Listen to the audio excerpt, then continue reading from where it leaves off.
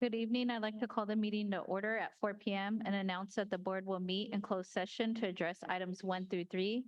Are there any public comment on closed session items? No. Okay, seeing that there's none, I'll close public comment and we will go ahead and recess into closed session. Thank you.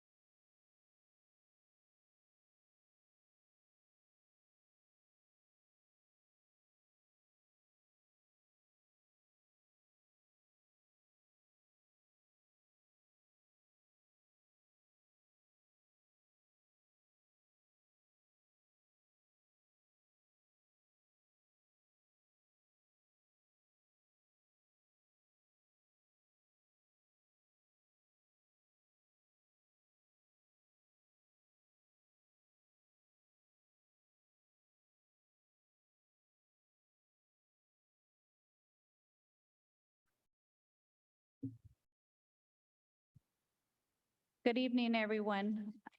I would like to announce that the board met in closed session and no action was taken. It is 6:05 PM. And welcome to the Elk Grove Unified School District's board meeting unless otherwise ordered by the Sacramento County Public Health Department, the state, or by other legal mandate, including AB 361 board resolution. The Board of Education has resumed full in-person board meetings. Live streaming of the full in-person board meetings will be available to the public via the Zoom platform. Today's meeting is being video recorded and will be available on the district's YouTube channel. For public comment, there will be one public comment period for items on the agenda during the special board meetings in person or via Zoom. Individuals with comments on general school district issues may address these at the regularly scheduled next board meeting. A person wishing to be heard by the board shall first be recognized by the president and allowed up to 3 minutes to address the board. Individuals may not defer their time to another individual speaker to increase their individual total time beyond 3 minutes. The guidelines for the in-public comments and participation can be found outside of the boardroom on the table. And first up, I'd like to call on Mr. Hoffman. The family will be arriving shortly, but I'd like to call on Mr. Hoffman first to help lead the Pledge of Allegiance.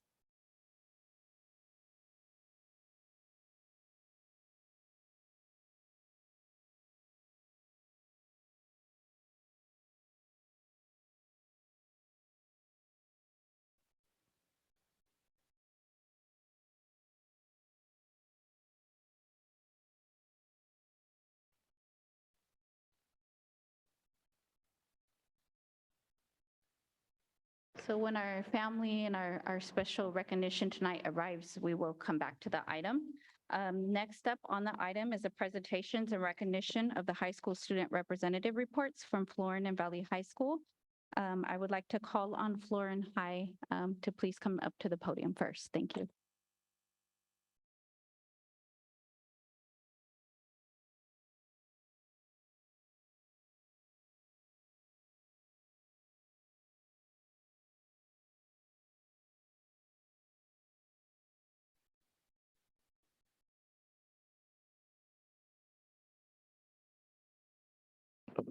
Sorry.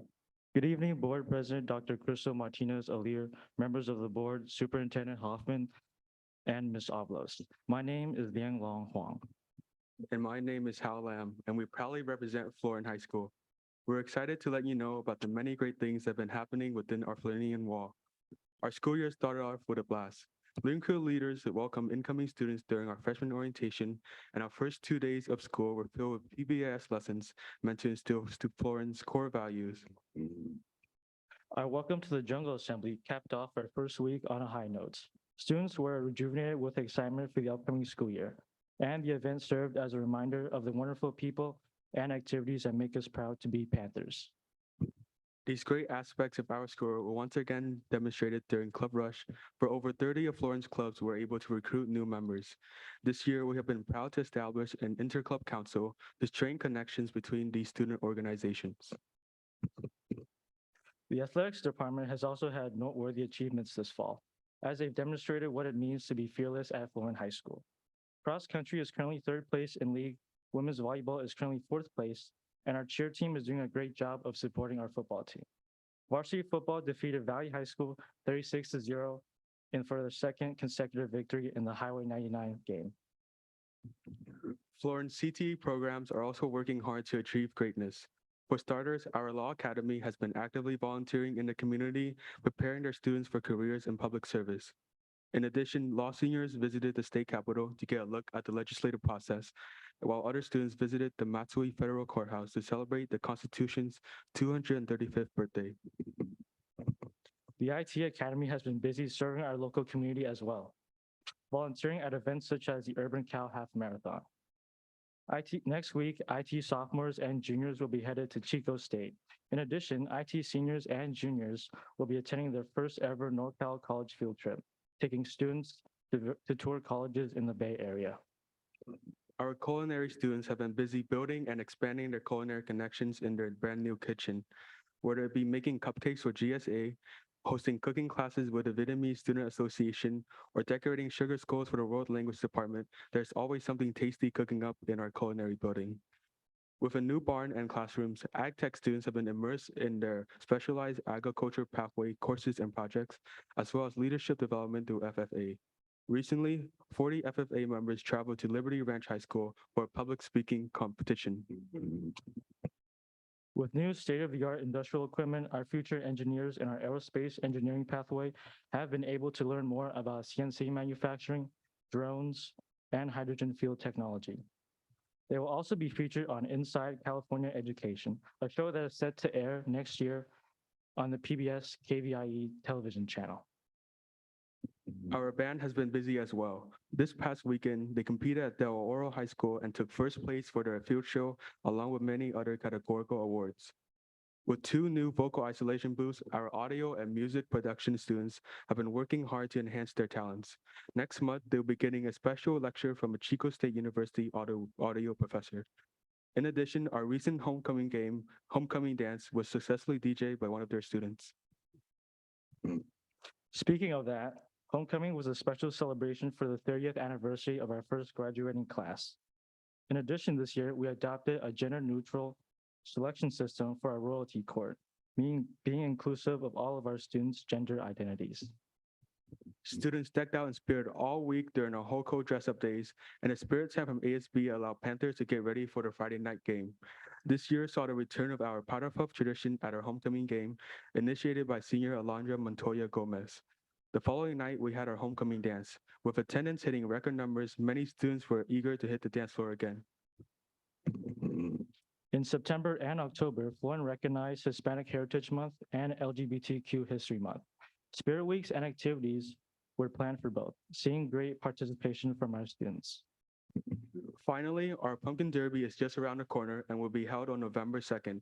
Pumpkin Derby is an annual tradition where students and staff partner up to decorate and raise pumpkins. If any of the board members would like to participate, please be sure to let us know. It has been a pleasure to present to you this evening. Remember that you know And I know that every day is a great day to be respectful, responsible, and fearless Panther. Rawr.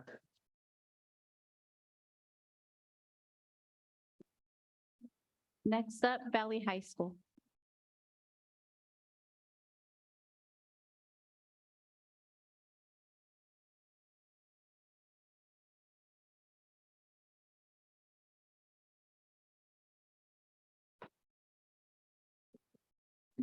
Good evening, Board President Dr. Kristen Martinez, members of the board, Superintendent Hoffman, and Ms. Avalos. My name is Oscar Singh, And I am Sukhpreet Johal. and we are both seniors representing Valley High School as its student board representatives. With senior year kicking off, the class of 2023 started strong with the majority of the class attending Senior Sunrise, making the event a huge success. As seniors begin to prepare for college, our counselors and staff have already provided them with support and guidance through hosting several college workshops. The Sac State for All workshop allowed seniors to receive step-by-step guidance from a Sac State representative on completing the application. From providing information about college and FAFSA to receiving hands-on help with applications, these workshops have been extremely helpful. Another amazing support system for Valley seniors has been the AVID program. AVID recently took a field trip to CSUS, which was informative for students anticipating to apply. Valley High School also hosted the HBCU Recruitment Fair, which was a great opportunity for students to learn about HBCUs. Valley's after-school program are assets is thriving under Mr. Montenegro's leadership. This school year, we have a few new additions such as Edutainment. It is an after-school enrichment program in which students can learn and closely work with production media equipment. Additionally, Valley is hosting a Young Development in which Valley and Florin students are learning the skills to become future educators. They've partnered with a few elementary schools to serve as mentors to primary school students. Through the program, students are able to meet with professionals across the district as well as receive letters of recommendation through networking.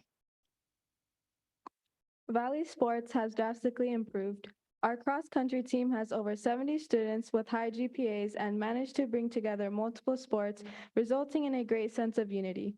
Valley's cheer team has also greatly improved as the team has had great participation with the help of our new cheer coach, Miss Chelsea.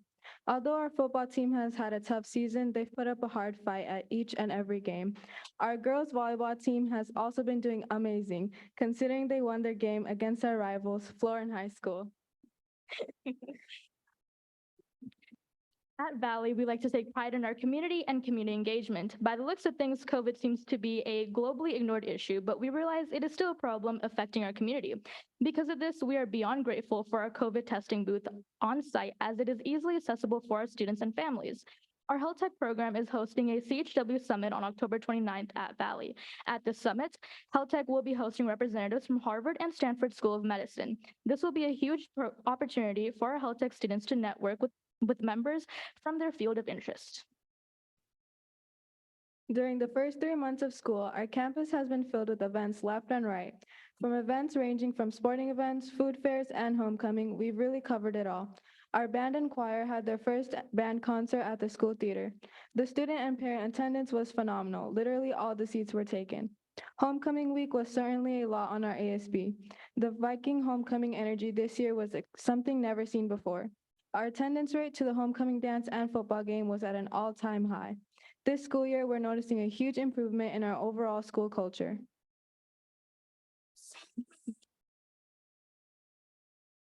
Bite my tongue, it's a bad.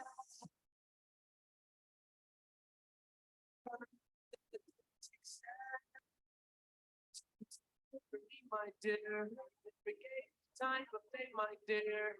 It's okay, 7-4 reasons that for sure, yeah.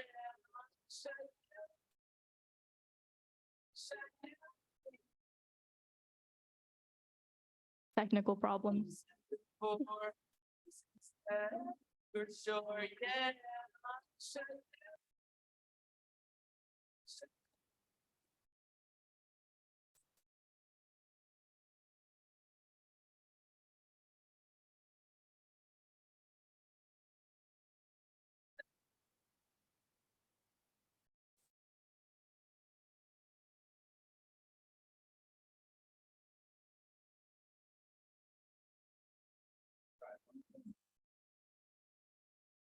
Bite my tongue, it's a bad.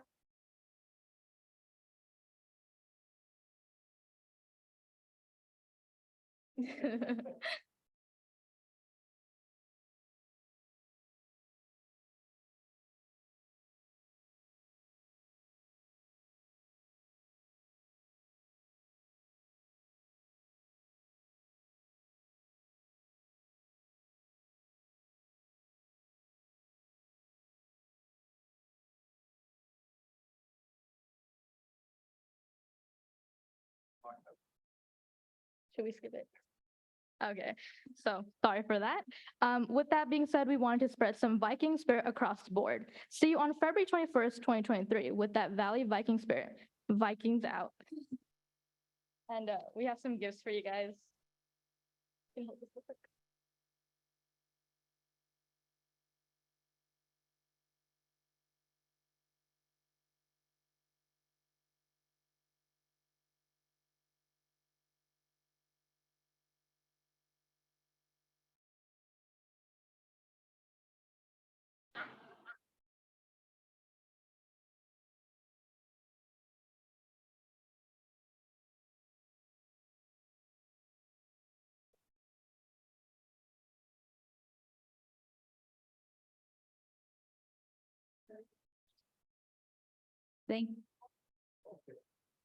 Thank you again, Valley High School. Let's give them a round of applause.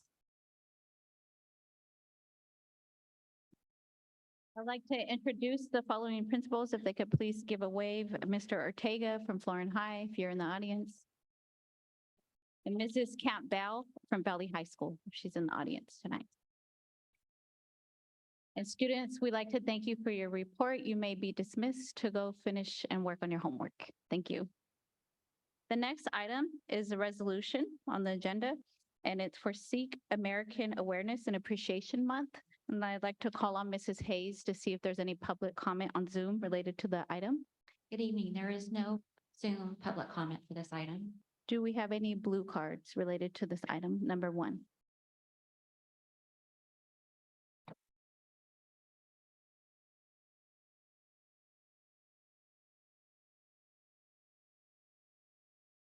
No blue cards for this item, number 1? No. Madam President, there's no blue card on this item. I'd like to call on Ms. Donnell Black to please come up to the podium.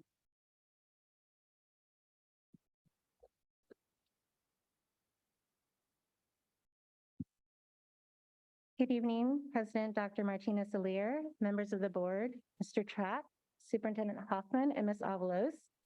I'm delighted to bring forward this request to adopt resolution number 29, designating November 22 as Sikh American Awareness and Appreciation Month. This resolution recognizes and acknowledges the significant contributions made by Californians of Sikh heritage to the state and affords the opportunity for its students to understand, recognize, and appreciate the rich history and shared principles of Sikh Americans. The California Department of Education has designated that the month of November 2022 as California Sikh American Awareness and Appreciation Month. In doing so, they note that this observance permits the society at large and the schools in particular to celebrate the achievements of Sikh Americans and also to re-examine society's role in preserving the civil rights of all of its citizens. Resources will be made available to teachers and others regarding Sikh awareness, and we will provide links to teachers and administrators as well. In support of this resolution, the Curriculum and Professional Learning Department will be providing a virtual educator workshop, Educating Through Art, Sikh Art, on November 29th from 4 to 5:30. I hereby request the board adopt resolution number 29, designating November 2022 Sikh American and Appreciation Month. I'd like to call for a motion to adopt resolution number 29, designated November 2022 as Sikh American Awareness Appreciation Month. I move. Have a motion I'll second, Madam Chair. and have a second. I'll conduct a roll call vote. Mr. Trapp? Aye. Mr. Forcino? Ms. Tritis Espinoza? Aye. Ms. Albiani? Aye. Mr. Yang? Aye. Ms. Jamerson? Aye. Mr. Perez? Aye. And myself is an aye, it's unanimous. Thank you. The next item is number 2, Native American Heritage Month. I'd like to call on Mrs. Hayes to see if there's any public comments via related to this item. Madam President, there are no public comments related to this item via Zoom. And I'd like to call on any blue cards if there are for this item. Yes, Madam President, we have one blue card for this item. Calling Matt Franklin.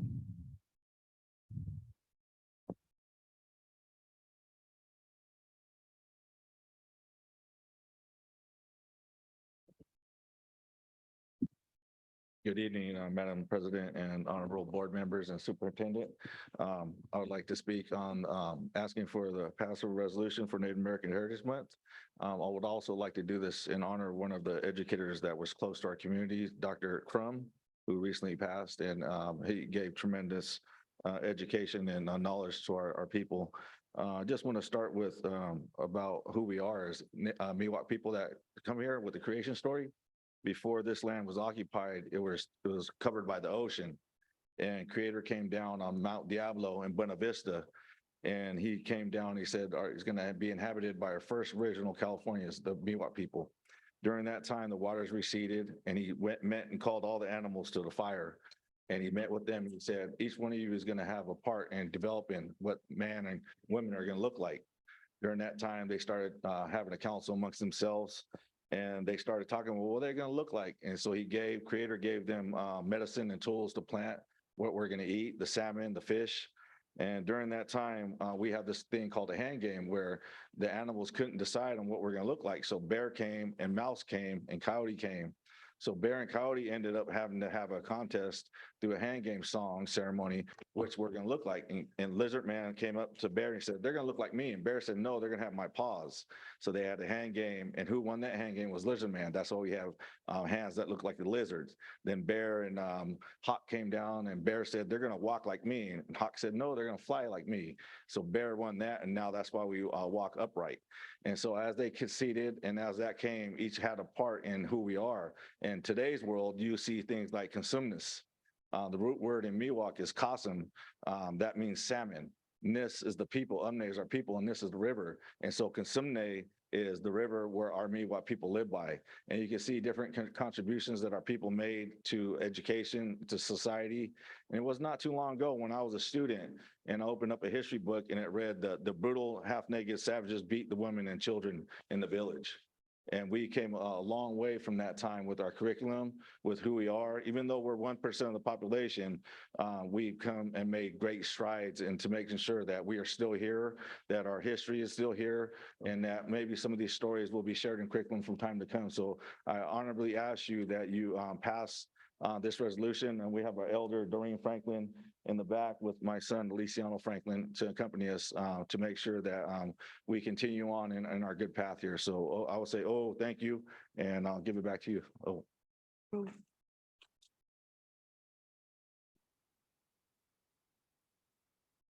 Thank you. I believe we have no other blue cards, and I'd like to call on Mr. Jones to come forward, please.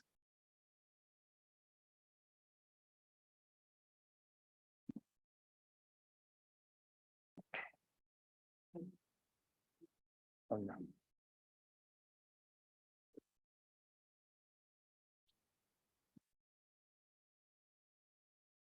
Good evening, President Martinez-Alire, members of the board, Superintendent Hoffman, and Ms. Avalos. I am pleased to bring for your consideration of approval Resolution Number 30, the Native American Heritage Month. The efforts to gain recognition for the significant contributions of the indigenous people of the United States can be tracked back more than 100 years. These efforts were further solidified in 1990 when President George H.W. Bush approved a joint resolution designating November 1990 National American Indian Heritage Month. Similar proclamations under variations of the name, including Native American Heritage Month and National American Indian and Alaskan Native Heritage Month, have been issued since 1994. The month of November is a time to celebrate rich and diverse cultures, traditions, and histories, and to acknowledge the important contributions of Native people. Native American Heritage Month is also an opportune time to raise a general awareness about the unique challenges Native people have faced both historically and in the present. Throughout the year, the contributions of Native Americans are presented in the regular curriculum. However, this special focus for 1 month serves as a reminder to be combined contributions of Native Americans. During the month of November, school-based administration and staff are encouraged to explore the history and cultures of Native Americans. This period of time can be used to celebrate the considerable role the indigenous people of the United States played in the establishment and growth of the nation. School sites should consider engaging with their local tribal communities to connect students with current Native American contributions and cultural heritage. It is important to honor the ongoing contributions, achievements, as well as the cultural and historical legacy of the Native Americans. In support of this resolution, the Curriculum of Professional Learning will facilitate a virtual educator workshop connecting the past to the present California Indigenous art on November 17, 2022 from 4 to 5:30 p.m.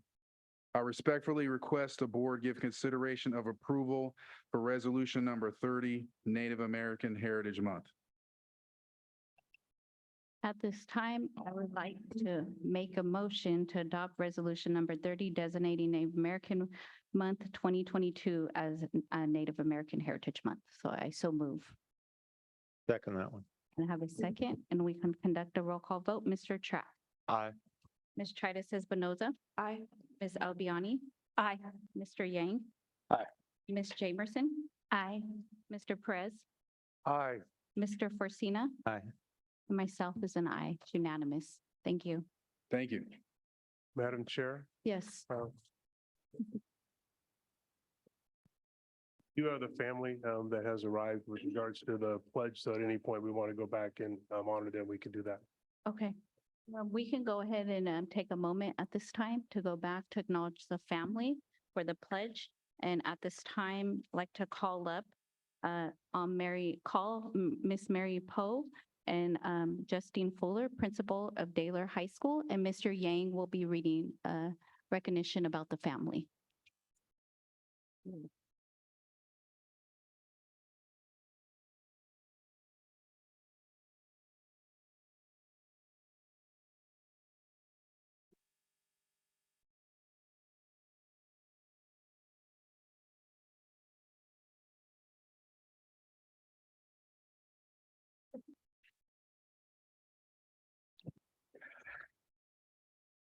Elk Grove Unified School District Board of Education, flag salute recognition, Mary Polk, William Taylor High School. William Taylor High School is honored to recognize Miss Mary Polk as a educational partner. Ms. Polk is the biological grandmother of 19 children and is now a grandmother, great-grandmother too, and is especially blessed to be the grandmother and primary guardians of the two EGUSD students. Mula, a 2021 graduate of Valley High School and currently enlisted in the Air Force, and Donini, a current student at Wilson Taylor High School, where she represents us proudly as our senior class president. Volunteer work, faith, and activism are strong values for this family who are deeply involved with their church, their Miwok Native culture, and their outreach to young people. Ms. Polk worked for Department of Youth Authority for many years, but is best known for her welcoming of young people into her home and extended family. Over the years, she has been a guardian to many children, welcoming them in for large family-style dinners, and to this day, those young people love and call her grandma. She had passed on her love of cooking and the importance of supporting one another to all her family. Ms. Polk's faith is the greatest influence on her thinking and actions. She has raised her extended family members to understand that there is honor in helping others, and the greatest gift they can give someone is their time and energy. We are honored to have Ms. Polk as mentor for our William Taylor family. If you can please wait up there. Round of applause. We'd like to do a quick photo and present you with the recognition.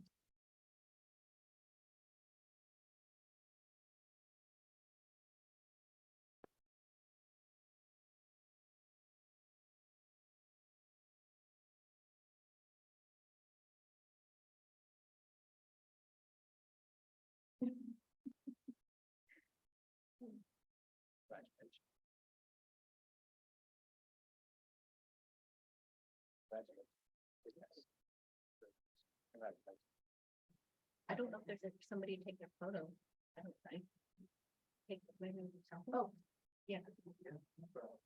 Already? Okay.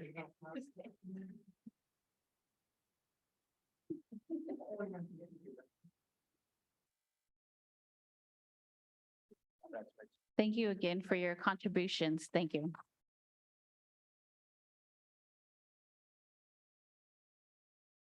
The next item, going back to the resolutions, is Ruby Bridges Walk to School Day. I'd like to call on Mrs. Hayes to see if there's any public comments related to this item. Madam President, there are no public comments related to this item. I'd like to call on to see if there's any blue cards related to this item. It's the number 3, Ruby Bridges Walk to School. Yeah, Madam Chair President, there's no blue card on this item. I'd like to call on Mr. Jones to come up to the podium again, please.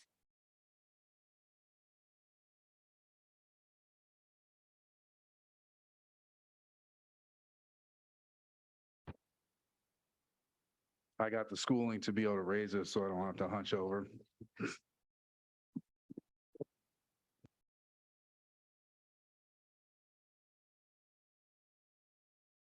Good evening again, President Martinez-O'Leary, members of the board, Superintendent Hoffman, and Ms. Avalos.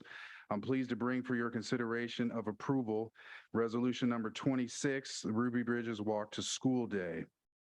As part of the Board of Education's legacy of advocacy for equity and the value of diversity within our school district, members of the Board of Education have an opportunity to recognize November 14th, 2022 as Ruby Bridges Walk to School Day.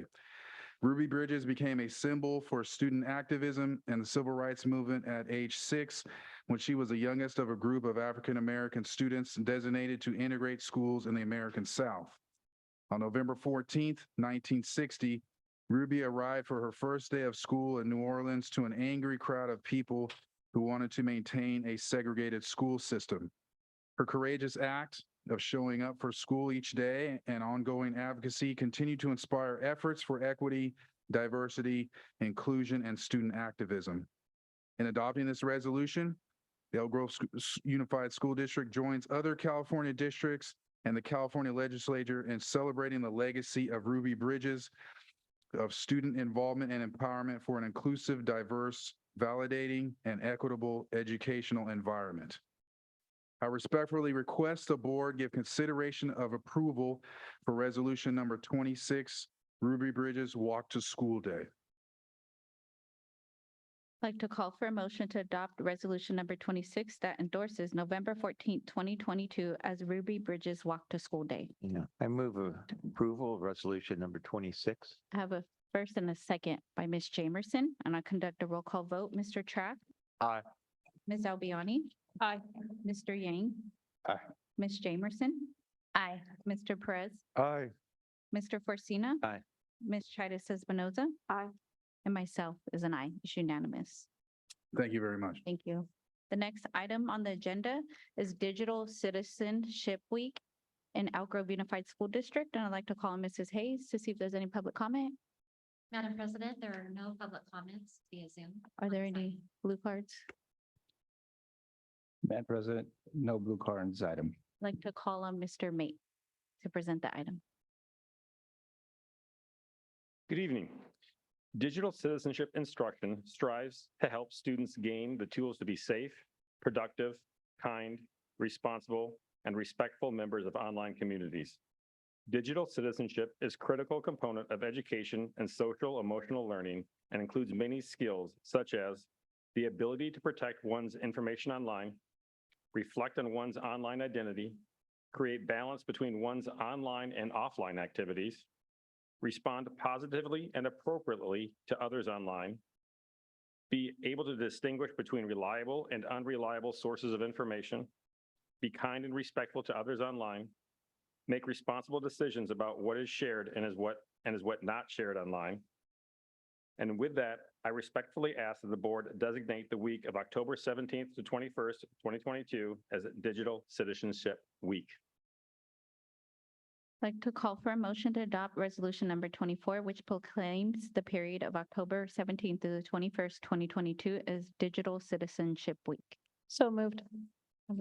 Motion, do I have a second? Second. Have a second by Mr. Forcina. Conduct a roll call vote. Mr. Track? Aye. Mr. Yang? Aye. Jamerson? Aye. Mr. Perez? Aye. Mr. Forcina? Aye. Ms. Chaitis Espinoza? Aye. Ms. Albiani? Aye. Myself is an aye. It's unanimous. Thank you. The next item is Red Ribbon Week, and I'd like to call Ms. Hayes to see if there's any public comments via Zoom. Madam President, there are no public comments on Zoom for this item.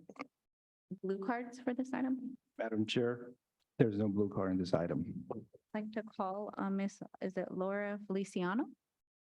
Good evening.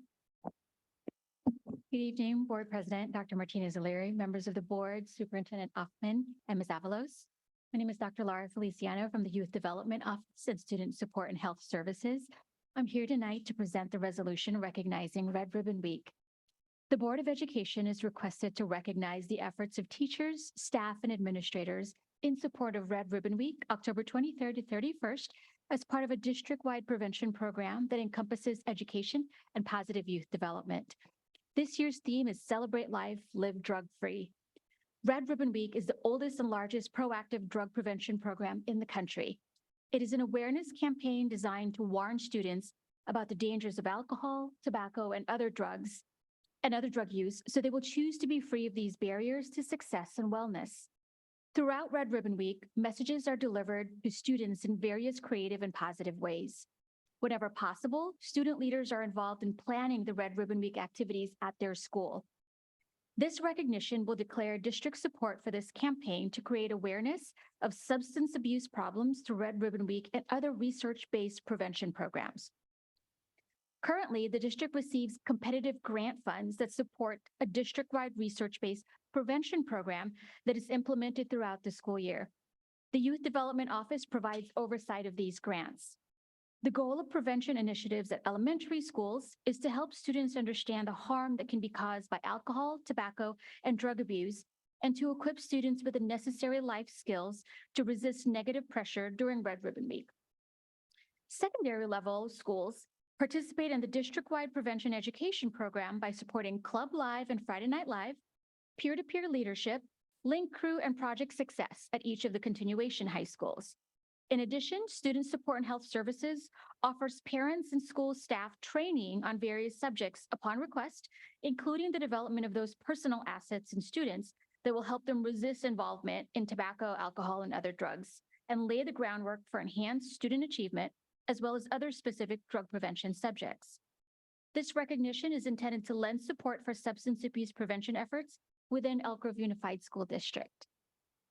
Thank you. I'd like to call for a motion to adopt resolution number 32, recognizing October 23rd through October 31st, 2022 as Red Ribbon Week. So moved. I have a first. and I have a Second. Second, I'd like to conduct a roll call vote. Mr. Track, Aye. Ms. Jamerson. Aye. Mr. Perez, Aye. Mr. Forcina. Aye. Ms. Tritis Espinoza. Aye. Ms. Albiani. Aye. Mr. Yang. Aye. And myself is an aye, unanimous. Thank you. The next item on the agenda is National School Psychology Week. I'd like to call on Mrs. Hayes to see if there's any public comments via Zoom. Madam President, there are no public comment on Zoom for this item. I'd like to see if there's any blue cards related to that item. Madam Chair, there's no blue card for this item. Call on Mr. Riley to please present the item.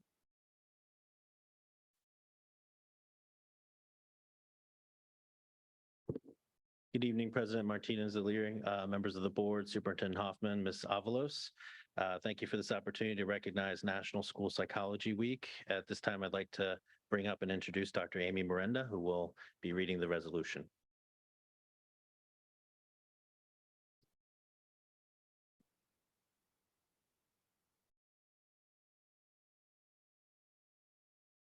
Good evening, President Martinez-O'Leary, members of the board, Superintendent Hoffman, and Ms. Avalos. My name is Dr. Amy Miranda, and I am a proud Elk Grove Unified School Psychologist. The National Association of School Psychologists shares the following. During the week of November 7th through 11th, 2022, schools throughout the country will celebrate National School Psychology Week to highlight the important work school psychologists do to help students thrive. This year's theme, Together We Shine, is derived from how we see hope after several challenging years. We have all faced difficulties created by the pandemic, social injustice and inequity, economic stress, and challenges to mental and physical health. For some, it has been a time of real darkness, and finding light is critical to building resilience and hope. Though each of us has our own inner light, we shine even brighter together, both as individuals and as a community. Feelings of isolation and disconnection have been challenging these last 2 years. Reconnecting with others and reestablishing the sense of being valued parts of a greater whole empowers students and adults to find purpose and possibility. Our hope is to connect with students and staff to highlight how each person's contribution to the collective can lead us forward. Just as we continue developing individually and with our own skills through collaboration and with support from others, we in turn can help others foster resilience and support those who need it. This is especially important for those who are or who feel marginalized, unrecognized, or at risk. Indeed, working together, we shine hope and healing among our communities, our schools, families, students, and our colleagues. Together, we shine light on setting goals for well-being, growth, and learning. We engage in action steps, we advocate for needs, and we raise our voices in discussions to create the connections necessary for students to develop critical academic and social emotional skills. School psychologists are particularly skilled at assisting students and staff in thriving and working together, whatever the circumstances. Further, in the name of National School Psychology Week, school psychologists in Elk Grove Unified School District have been working hard to collect new and lightly used books for children. These books will be donated to the Elk Grove Food Bank and will be a tremendous asset in our mission to shine light in the lives of children across our community. Thank you all for your relentless support of our field, our profession, and of all of us.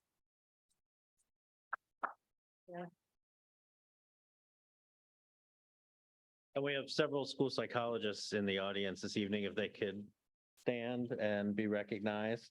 And I know they have some gifts for our board members.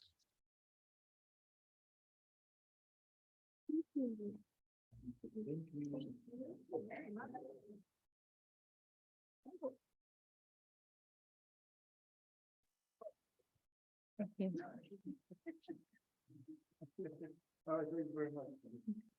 Thank you. At this time, I would like to call for a motion to adopt resolution number 28, recognizing November 7th through 11th, 2022 as National School Psychology Week. And after we do the motion, we can come up and take a photo. So moved. I have a motion. Do I have Second that. a second? Oh. I'm going to conduct a roll call vote. Mr. Trapp, Aye. Mr. Perez, Aye. Mr. Forcina, Aye. Ms. Chades Espinoza, Aye. Ms. Albiani. Aye. Mr. Yang. Aye. Ms. Jamerson. Aye. Myself is an aye. It's unanimous. If we can please have the group come up to do a photo. Thank you.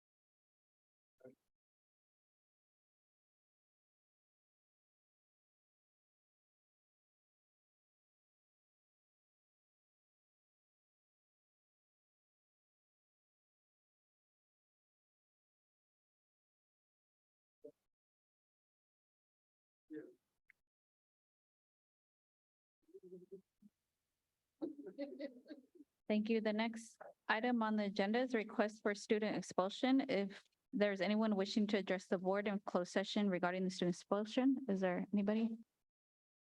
Seeing none, I'd like to call for a motion to approve the recommendation for student expulsion. So moved. Do I have a second? Second. I'll conduct a roll call vote. Mr. Forcina, he's missing. Okay. Ms. Chades Espinoza?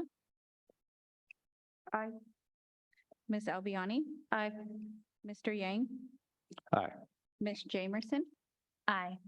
Mr. Perez stepped out for a moment and myself is an aye. And Mr. Forcina is back. We're voting on the student expulsion.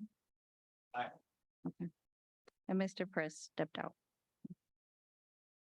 The next item on the agenda is public comment.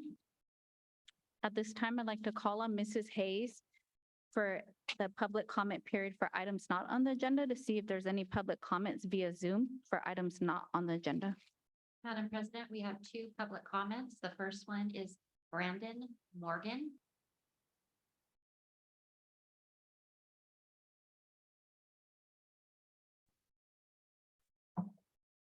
Thank you again, Madam Chair and the board and the administration for this opportunity to address you regarding ongoing issues in the Elk Grove Unified School District.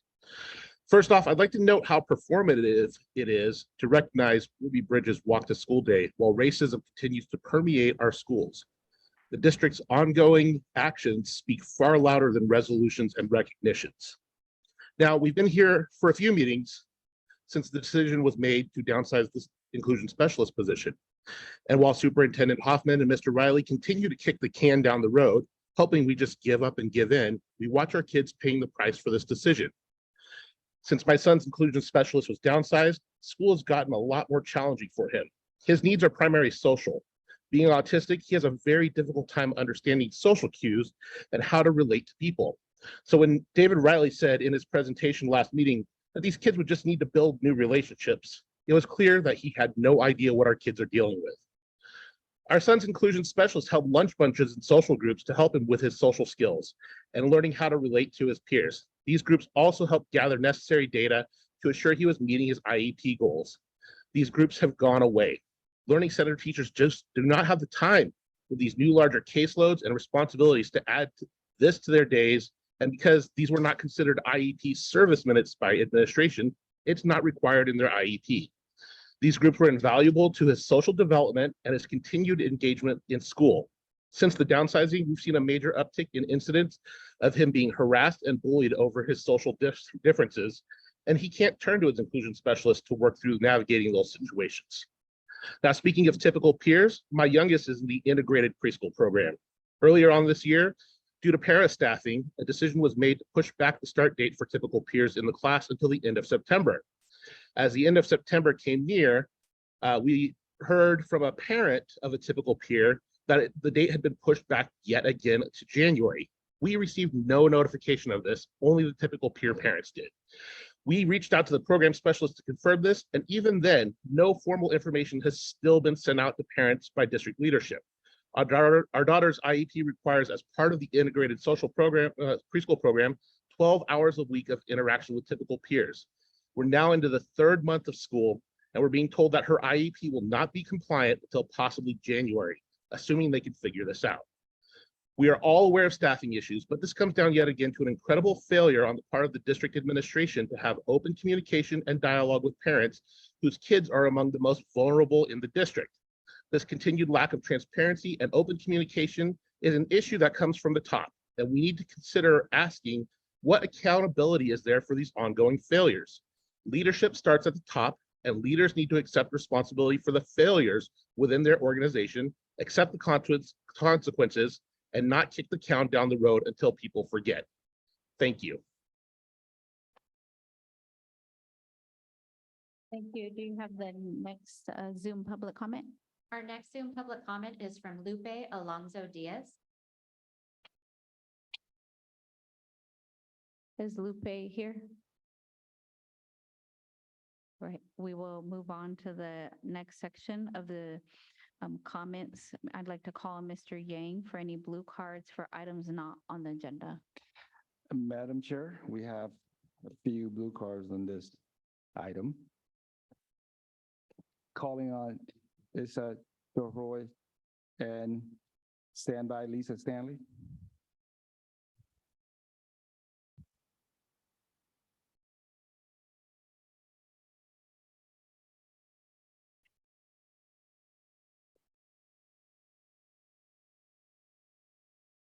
Good evening, everyone. I don't really know how to start this off. You might want to low the mic. Good evening to all of you. I'm here in regards to a situation that happened on Tuesday, October 11th, 2022 with my son and his teacher. I sent several emails. No one has emailed me back. I did receive a phone call this evening from someone named Chad Sports, I believe. Yes. I'm just gonna read the last email that I sent. I am writing this email with a heavy heart and disbelief that my child, as well as another student in the class, were verbally assaulted by a teacher and teacher's aide. On October 11, 2022, with no accountability on the part of the school, the incident that took place was a teacher decided to say the student's name and use them as an example for a hatred word. She said, if you were to be shipped over here, you would be called a Negro. And then she said my son's name. And if you were to be shipped over here, you would be called Nigger. She said that clear as day. I was told that this was going to be investigated. When I had the meeting yesterday, the investigations were not conclusive. The principal, after he told me, he spoke with the teacher and she acknowledged that she said the word. He told me, he told her not to say it again. However, in the meeting, he did not say that. She said 3 times over, she did not say the word, and then she said the word. Then she said, I did say the word, but I thought that I was friendlier with the kids, thinking that they weren't going to tell. It's 2022, that is not acceptable. I have not had sleep. I send my son to school thinking that it's a safe place. A teacher should not feel comfortable. You leave your personal views at home. When you go to work, you work. You do the job that's best in your description. You do not put a child on blast and say anything like that in front of the school.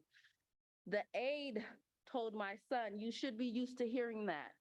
My son couldn't even say the word to me. He spelled it. You should be used to hearing that. And I have Black friends. This is something that's heavy on my heart. That should not have happened. And I needed something done. After the meeting yesterday, my son was hesitant to go to class because the teachers get to go back to doing what they do. But my child and the other child that was involved, they're getting shuffled around to other classrooms now. They are not the problem. They went to school to get an education, to get a lesson. And instead they were the example of hatred. That's not right. Thank you. Lisa Stanley.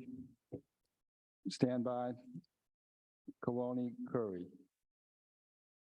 My name is Lisa Stanley and I'm an advocate with Black Youth Leadership Project. Where do I even begin? Let me tell y'all, UGSD, you are on a freaking roll. The complaints are piling up. We are disgusted. We are appalled at the treatment our babies continue to be subjected to at the hands of your administration and staff.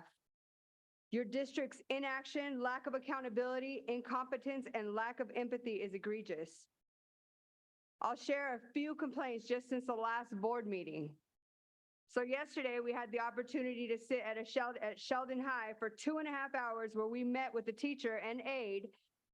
You can see the clip on the news from October 11th for more context. After causing intentional trauma to these 2 beautiful, brilliant babies during a class lesson by referring to them as the N-word, one even with the hard R, this sad excuse for an educator had the damn audacity to enter the meeting shaking, appearing to have an anxiety attack. Nah, that's not what we're going to do today. You do not get to back your colleague and tell our babies you should be used to hearing that word, and then when confronted by a room full of your peers, here come the white tears. The times of playing ignorant are over. Let's keep the same energy you displayed in front of our babies. Not so big and bad when confronted with the absolute truth. This type of disrespect and disregard would never be uttered to any other racial group or protected class, and we won't tolerate it either.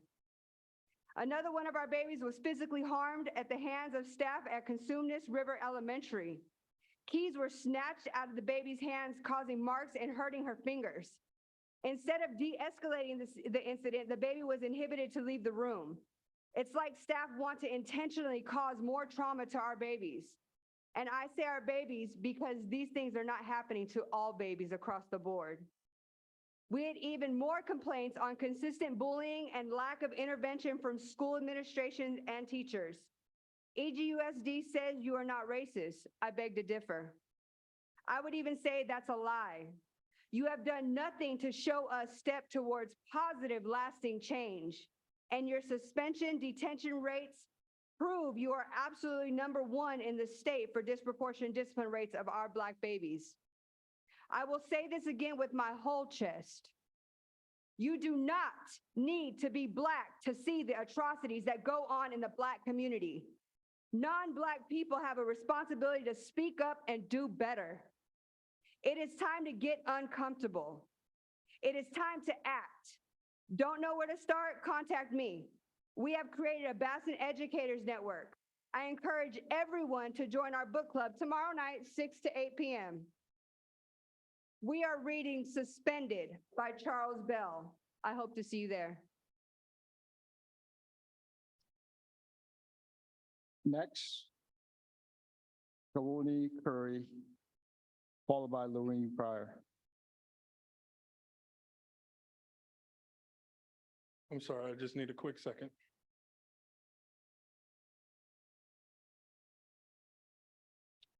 This is kind of mainly directed at you, Mr. Yang, and the superintendent, and let me just break some stuff down to you real quick. The big word that I'm about to use for you guys, because it seems like you guys don't understand, is accountability. So let me paint a picture real quick and tell you a story. Imagine a single father of 8 Please kids. speak to the mic so the people at home can hear Imagine you. a single father of 8 kids, that 7 of them have been in the Elk Grove School District for over 20 years now. Imagine that father being in his garage working with his 18-year-old son and gets a call from a student at Monterey Trails, telling me that you need to hurry up and get to the school because your son was assaulted and hit in the head with a fire extinguisher and almost murdered. Okay. With that being said, the school never contacted me. I'm rushing out of the house. I'm calling the school. I have to argue with a student that picked up the phone to put an adult on the phone so I can find out what's going on with my son. I don't know if my son is laying in a pool of blood. I don't know if my son is hurt. I don't know what's the status going on with my son. I don't know anything about that because nobody is giving me information that I need. When an adult finally gets on the phone, they don't know what I'm talking about. They're acting like they're confused. I get on the phone, I call the mom, I'm talking to her. This is what's going on. She said, hey, somebody just called me from Texas and told me about our son, and I'm on the way to the school. So nobody said nothing. I get to the school, you guys send the ambulance away. You guys, the fire chief that was there talks to me. He said, hey, Mr. Curry, we felt comfortable enough to send the ambulance away because your son looks like he's doing okay. He looks like he's doing okay. My son was hit in the head with a fire extinguisher. That fire department guy was like, what are you talking about? He didn't even know what was going on because your staff at this school sat up there and told them that my son was having breathing issues and that he just passed out. Not hit in the head, not once, not twice, but hit in the head twice with a fire extinguisher and then kicked in his face. Okay? I understand that you guys expelled the boy that did that and stuff like that. But going from you and from you, the information that I got, like from both of you guys, is that you guys were told that I sent the ambulance away. My son has head and neck trauma. He has a separated shoulder. He has a torn labrum. He had bruising on his brain. You know what I mean? He has nerve damage in his neck and his spine right now. And you guys really think that I would tell the ambulance to leave? To leave while my son is sitting there injured, I would tell them to leave? The doctors is like, why wasn't the school, why wasn't your son's neck braced? Why wasn't his head and his neck braced? Why wasn't he taken care of? Why wasn't the ambulance bringing him into the school? I mean, bringing him into the hospital? Not you as the parent. Why didn't you do it? I feel that you guys sit up there and fail because this happened 2 months ago. And as superintendents and as people that you say that the school and the kids and all of that stuff is important, but I haven't even had the time. None of you guys, not even the school, has reached out and been like, how was your son? How is your son doing? How was his recovery? You guys don't understand how my son has to sit up here and go to 2 and 3 doctor's appointments every single week. Physical therapy 3 times a fucking week. speaking with a counselor because of a school, of a kid that sit up there and also recorded the stuff that was sent across social media with millions and millions and millions of views. This shit happened on my daughter's birthday. Think of how my kids feel. That stuff hurts. And you guys haven't said nothing or done anything. You haven't reached out nothing. I could be standing here right now without my son. I could be doing that, and that's not right. But the problem that I have is the simple fact that you guys have done nothing. You guys haven't even, like, I've checked in with the school. I've changed my son from that school. I'm sorry. I deserve a couple more seconds. Okay. I literally went to the school. I changed my son. I took him out of that school and put him in another school and everything. And I went to the school and I've asked them, what have you guys done with the boy that kicked him in the face? What have you guys done with the person that recorded and all of that stuff? Nothing. They're dragging their feet. They've done nothing. Nothing. And you guys want accountability. You want parents to be accountable. If this was your kid, think about that. If this was your child, heads would roll. If this was any of your children, I have anxiety talking about this stuff. I had to deal with court this morning, looking at the boy that almost murdered my son. You know, this is stuff that I have to sit up there and deal with, but I didn't even want to come and speak to you guys. But at the same time, you guys have to understand how this stuff affects us when you guys sit back and do nothing. Even just investigating, that's it. Taking responsibility and getting the kids. You guys have the videotape. Mr. Curry, I'm sorry. I understand that. You have passed your time, 3 minutes. Please wrap up, please. But you want to cut me off. There's no time. You guys are into gifts, right? You guys got your gifts. This is my gift right here. My son is still here. You guys should be happy about that. But you guys haven't even called to check on anything.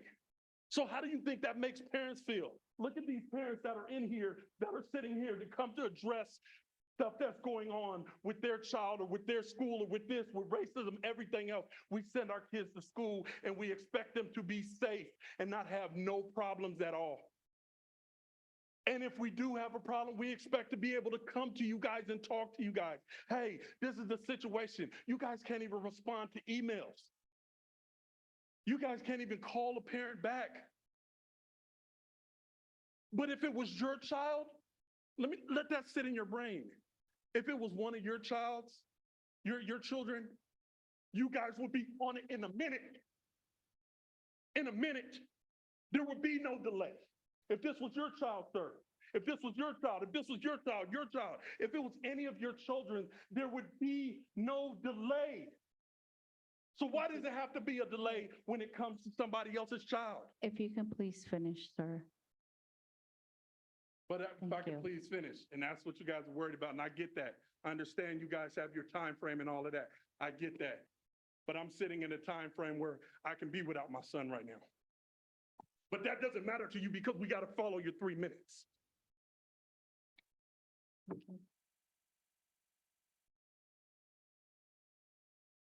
Up next, Lorraine Pryor. Followed by Aisha.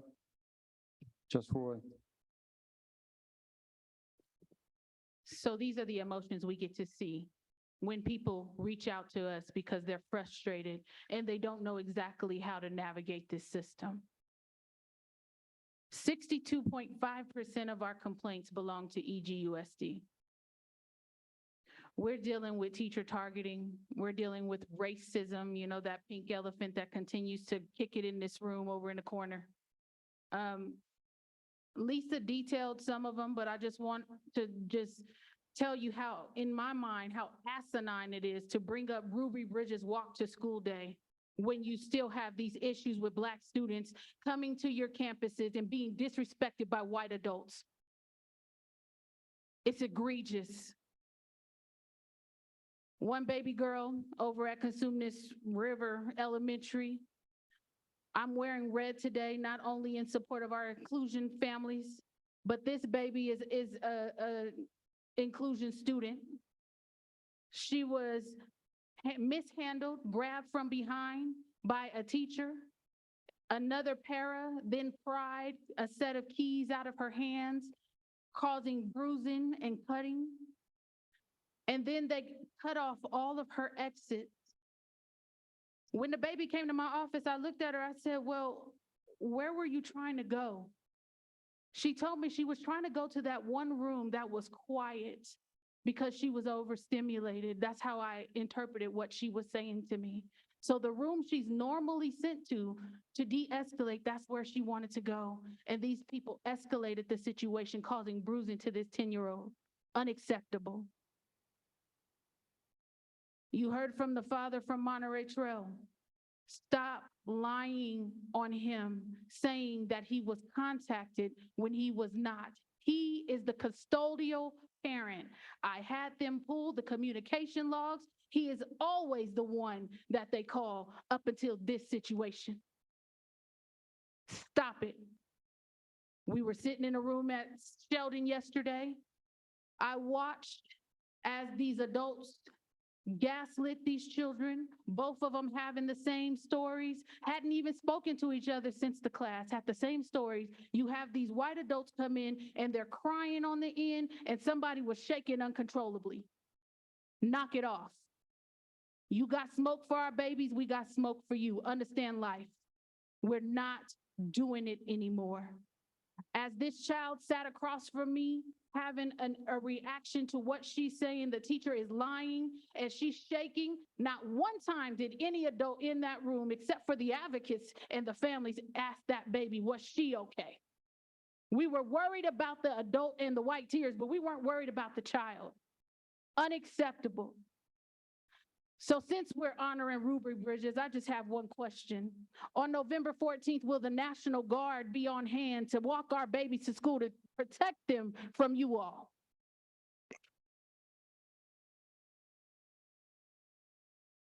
All right, up next, Anisha Jeffroy, followed by Anthony Verano.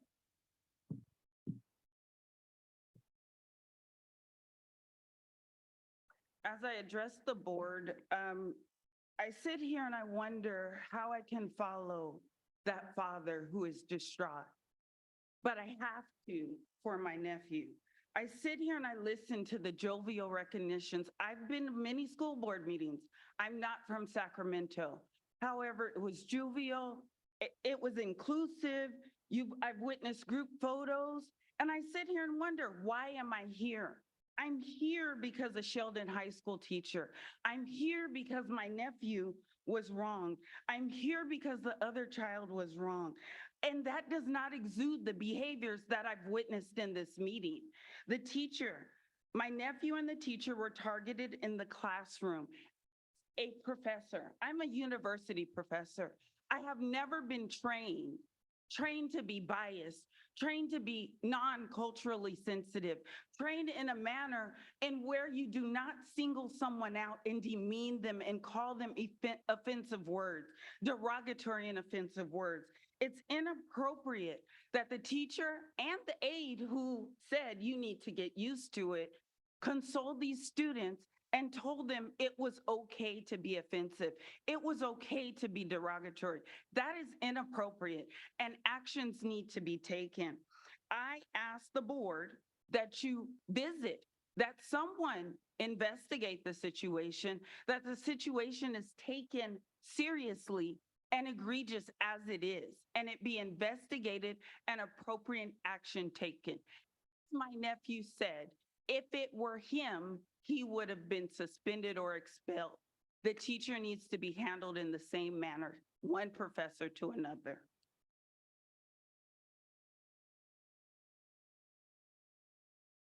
Next, Anthony Verano, followed by Jency, Verano. It's hard to follow that, but as a father of 5 Black children, I've had my experiences like that, and I've been here before talking about it. Not nearly to that extent, but wow, the ramifications of that and the lack of overall discipline, what kind of message does that send? It's disturbing. But I'm here on a different topic of the inclusion decision again. So thank you for recognizing the poor communication around that, the presentation a few weeks ago by David. But recognizing, and thank you for recognizing that there was a loss of trust because of it. And I've heard a lot of empathy, talk, and empathy is nice, and I empathize with David and Chris, but at the end of the day, it's not helping our kids, and I want action, and I want ownership, and at a minimum, I want a contingency plan. So David presented a picture of an either or. Recall back to that presentation. It was an either or. He said things like there was no good option. There's a national shortage. Our numbers are similar to other problem schools. There's a very victim mentality. Similar themes going on here. To me, that's victim, that's passive. It's saying it was done to us and there's nothing we can do. Instead, I want ownership and I want to hold ourselves to higher standard. Comparing ourselves to other struggling schools is not success. We should be better. Ownership looks like communicating a long-term vision to your people and to the community. We heard that the service delivery model is changing, as you put it, but it's changing because of poor planning, poor recruiting, and poor retention. Nothing in this presentation addressed any of those issues. Nothing. It was a passive victim mentality, and it was done to us, and that's what we heard. Ownership looks like, here's what we're going to do. Here's how we're going to improve performance. It even may look like something that I've done in my career. I've made a mistake. Here's how I'm going to improve things. That's real empathy too, by the way. It breathes confidence into your people and community. Without leadership, we are creating our own vision based on the data that we have in front of us, and you've heard the vision from the consumers. Ownership says that here are the changes, and here's how we're going to measure ourselves, defining clearly what success looks like, and keeping yourself and your organization accountable to it. Ownership is not having the board asking for data and us debating the timing of that data. Again, that's passive, that's victim, and I know we are better. I want us to have an internal sense of urgency about all of these issues here. As leaders, define the goals, line up to the stated objectives of a less restrictive environment to support the students and services of the students, staff, and families. I would think one goal might be the percentage of kids going into special ed kids going into the inclusive program. Is that going up or down? If it's going down, that's obviously you're not hitting your goal. Something's different. Another goal might be, or another measure might be understanding, surveying the consumers and the parents. I haven't seen that. Look, I know you look at data. It's just frustrating that nothing was laid out in that presentation. It was a total. Your time's up. Please wrap up. Thank you. No success criteria. And the reason behind it was we needed to fill holes. So let's build trust. To build trust, we need to communicate and share the vision, and that hasn't been done. Up next, Cassie Ferraro, followed by Monica Lee. Good evening. Yes, thank you, Jency Ferraro. Got it. Tonight I am reading the comment from an anonymous RSP teacher that has asked for me to speak for her. Members of the board, thank you for your time. I would like to start by telling you a little bit about myself. I've been a middle school RSP teacher with EGUSD for 15 years. I have served the last 8 years as a department chair. Over the past 3 years, I have mentored 5 resident teachers. I was nominated for Teacher of the Year several years back. I love the children that I work with my whole heart. I truly believe this is my calling. I am good at the work I do. I have to say, though, I am concerned about the growing demands being placed on the special education teachers. The overwhelming demands put on special education teachers are not new. Legal paperwork demands increase each year, yet the time and support available to accomplish these tasks has failed to keep up with that growth. The downsizing of the inclusive education specialist has exacerbated the situation for the RSP programs. The responsibilities of the RSP teacher, which were oftentimes impossible to complete within the contractual day before the downsizing, have now become completely unattainable. The position of the inclusive ed specialist was integral to the success of not only the inclusion program, but the RSP program as well. I am worried that I, as well as many other passionate and effective special education teachers, will face burnout and find ourselves in a situation where we cannot continue in the profession that we love. I, like many others in my profession, hold myself accountable to very high standards in terms of implementing curriculum, supporting my students and families, and meeting compliance deadlines amongst other daily demands. I am doing my very best each day to keep up with the demands of my new job, including all of the responsibilities that our inclusion specialists previously covered. Prior to the downsizing and taking the inclusion education specialist, I served as a case manager for 4 very lovely students who have inclusive education services written into their IEP. Though I did not gain any students on my caseload, I lost my partner in supporting those students. I am highly qualified to serve my students, including my students with inclusive education services. What I am lacking now is the time and the flexibility to schedule necessary to do my job at the fidelity that my students, families, and staff at my school site deserve.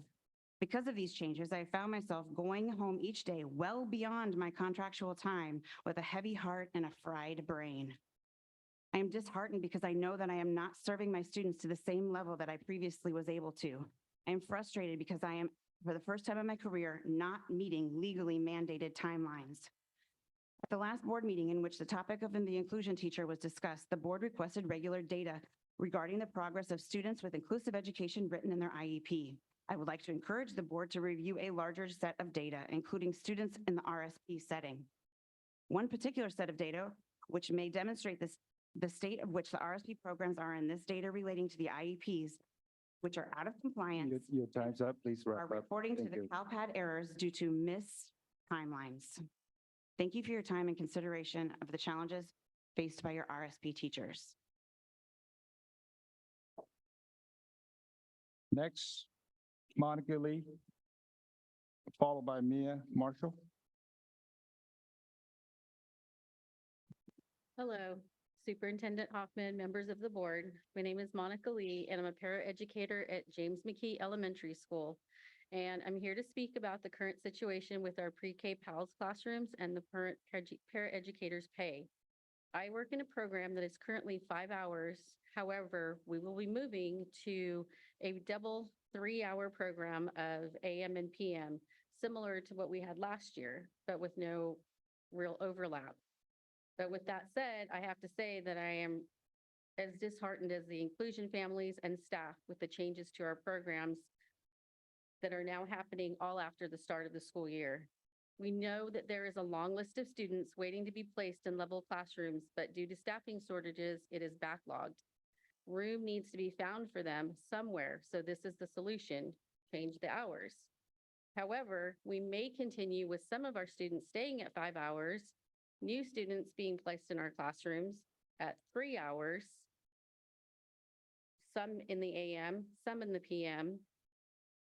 I don't know what that looks like. I haven't seen anything. So to say that we're a little frazzled of what our classrooms are going to be looking like is an understatement. The teachers were also given a choice from the last meeting that we had. And this is the only direct communication that we've had because we haven't really been invited to any of these meetings, that if the teachers choose to stay at 5 hours, if that works best for them and do not do the 3-hour programs, we could possibly have 20 students in a room, a number that is currently, that would be over the designated ratios.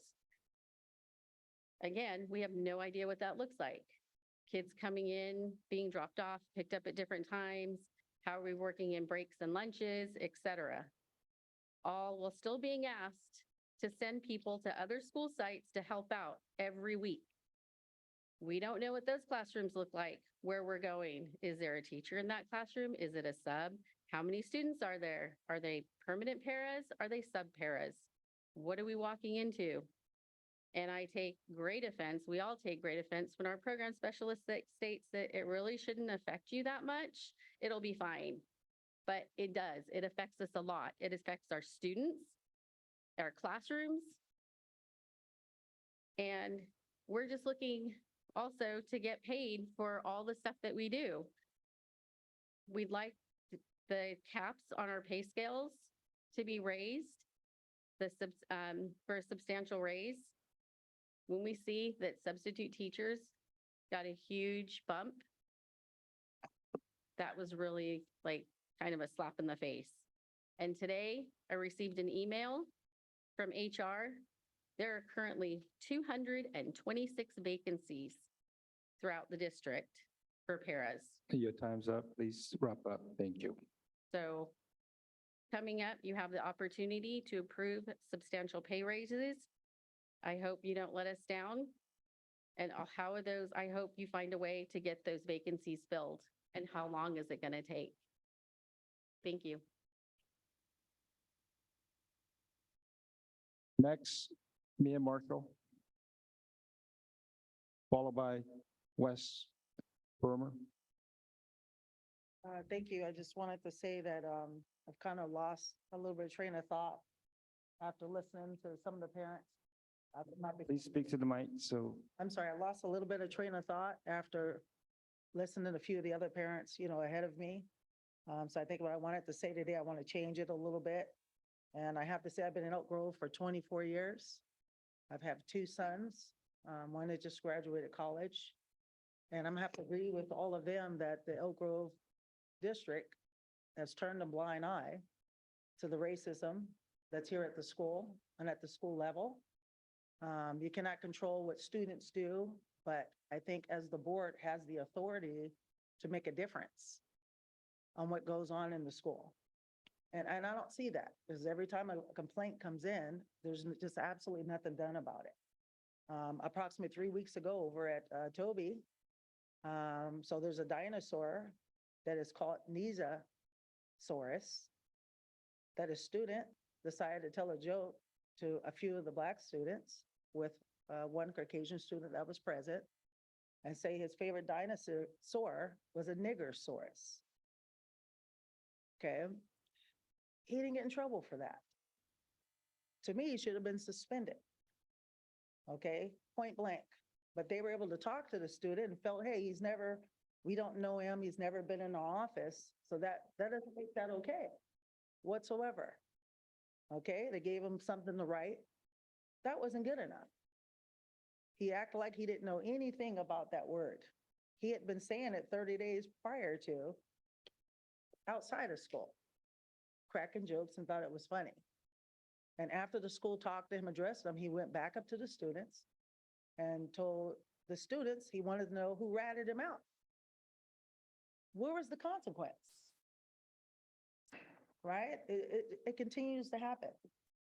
What is the board going to do differently when things are addressed, when stuff happened to minorities that continue to happen on a regular basis? Like I said, I'm here 24 years. I've seen this occur in the Elk Grove School District since I've lived in Elk Grove, since my kids started school. It hasn't stopped. I don't see where, in my past experience, that anybody above cared about anything. And I have to be direct to say this. I see a lot of concern from all of you, but I don't see any from you at all. It's rushing everybody. The lady that just was here speaking, you addressed to her, hey, you're over your time. You said, thank you. You were very polite. But when the N-word comes up and how we treat it as minority, you want to brush it underneath the rug. And I think that's not right whatsoever. What can we do differently? What can we do differently? The Black students get their records marked inappropriately when they do stuff. It don't even equal up what's marked on the record versus what they've done. If I may, Tim. Your time's up. Please wrap up. Thank you. Thank you. I appreciate that. My son, the first 105-degree weather we had, he played basketball during recess. Recess is over. He decided to splash water on himself because he's hot. He got in trouble for that. And right now, my son's school record is property damage and vandalism because he splashed water from his hands in the face in the bathroom. That's not fair. That's not fair. Thank you. Next, Wes Burmer, followed by Courtney Rosita.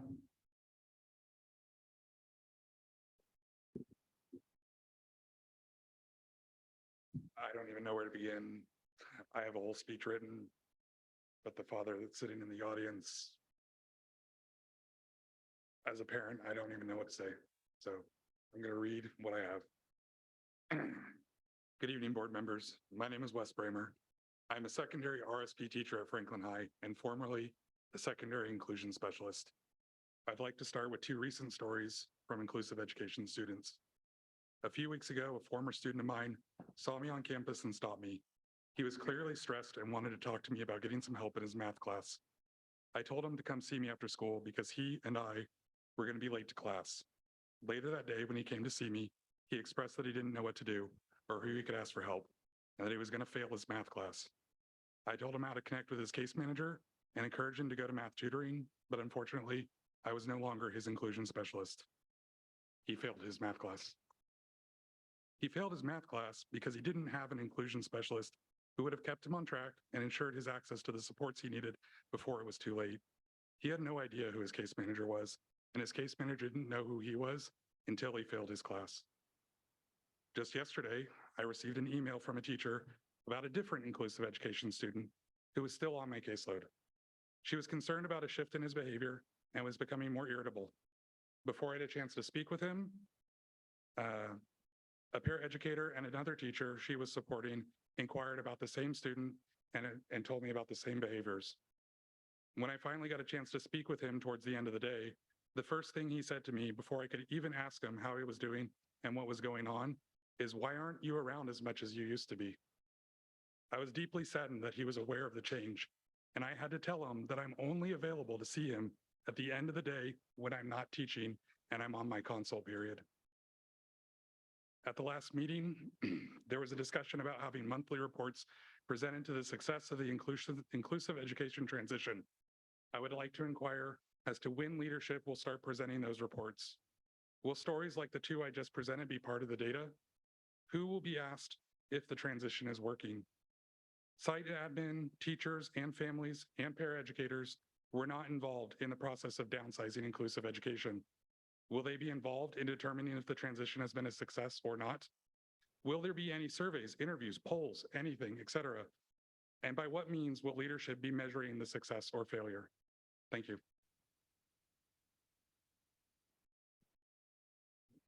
Next, Courtney Arozana, followed by Marcus Meyer.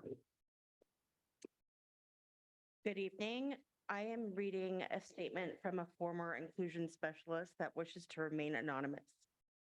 I'm an inclusion teacher, and no matter what title is placed upon me, I will always be an inclusion teacher in my heart. I understand that you think you know what we did as inclusion teachers, but frankly, you have no idea. We were far more than the minutes listed on the services page. I guarantee you that every student received many more minutes than what was listed.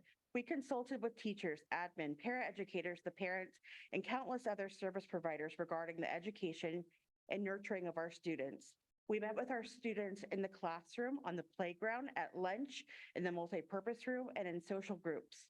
As an elementary inclusion teacher, I was the one constant in their educational life, as we would be with them from the first time we saw them in preschool through the time they walked across the stage at 6th grade promotion and beyond.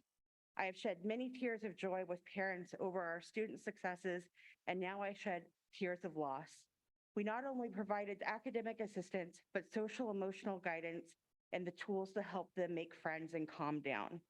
The Learning Center simply does not have the time or resources to serve inclusion students. This is no fault of the Learning Center.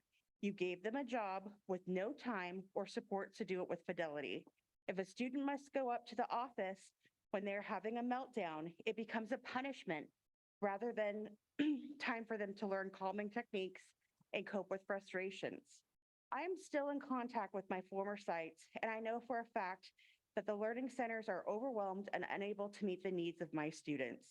Did you think that $400 a head would magically make their jobs easier? Couldn't that money have been spent to attract new teachers? Could you have put it out there as a stipend for someone to assist in the interim? I implore you to bring us back in a capacity that will serve our students in the manner that they deserve to be served. The tools that we teach and provide enable them to flourish throughout the rest of their lives. Isn't this the goal of education? You can change the name of the program, but in my heart, I will always be an inclusion teacher because I believe in inclusion. Okay, now I have a couple questions. The special report that the board requested last meeting regarding changes to inclusive education is not on the agenda. I'm disappointed, but not surprised. How can we find out what was reported? I'm incredibly curious about what data was used and how the data was collected. How did the district report how this myopic decision affected each inclusion student, learning center teacher, paraeducator, former inclusion specialist, classroom teacher, learning center student, parent, general ed student with inclusive kids in their class? I'm sure I won't receive answers to my questions. I haven't received any answers to the questions I've asked the past two meetings. Then again, when you all asked questions, you weren't really answered either. Your time's up. Please wrap up. Thank you. If any of you would like to hear what is really happening, ask the people I listed above, ask the people in this room.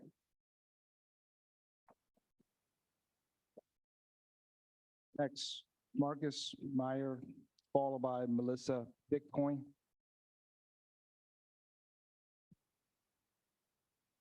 I had a whole speech I was going to read, but I can't believe we're in 2022 and we got to hear about racism. That's just, I mean, I can't. As a parent, I have 3 kids, 2 small boys. I mean, I don't know how you deal with that. I really don't. And I feel for you. It's very clear to me as a parent with a kid that was in inclusion that Superintendent Hoffman and David Riley don't care about special education. So I'm asking the board, what are you guys going to do? Are we just, because we are going to come to every meeting bringing this to your attention until something is done, because it's clear that these 2 don't care about special education. So we're asking the board, what are you going to do? Please help us. That's it. That's all I got. Next, Melissa Bitcoin, followed by Dustin Noble. Good evening. I first want to say that I'm here in solidarity with the Black Youth Leadership Program and the families they support. It's disgusting to hear what they have to go through. It's in your power to address these issues, and please do the right thing to support all kids. So, from a paraeducator that wishes to remain anonymous, I'm a paraeducator with EGUSD. Today, my teacher was upset because she had several students moving up a level and she will have to write their new EIP amendment paperwork. Some of her students will be attending where they have switched our current 5-hour program to 3 hours. And another class is currently combined with 2 different levels due to lack of staffing. So are these classes out of compliance with ratios? We don't know. She was told by her program specialist that she can schedule a meeting prior to the move of the student or just send the paperwork home and have the parent sign it. It feels very underhanded to myself as well as the teacher.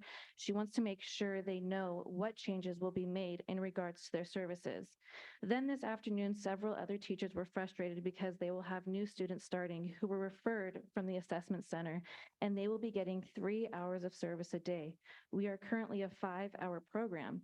We are going to an AM PM format, so basically have 2 sets of kids, but what about our kids currently receiving 5 hours? What if parents are offered the new 3-hour program and refuse? We also have staff that were hired or transferred and are only scheduled 6 hours, and myself and others are still 8 hours. At some point in the day, we will be short-staffed. I am reaching out because they are continuing to make these mid-year changes with all the sped, and we are frustrated and done. Not only are teachers going to leave, but the paras as well.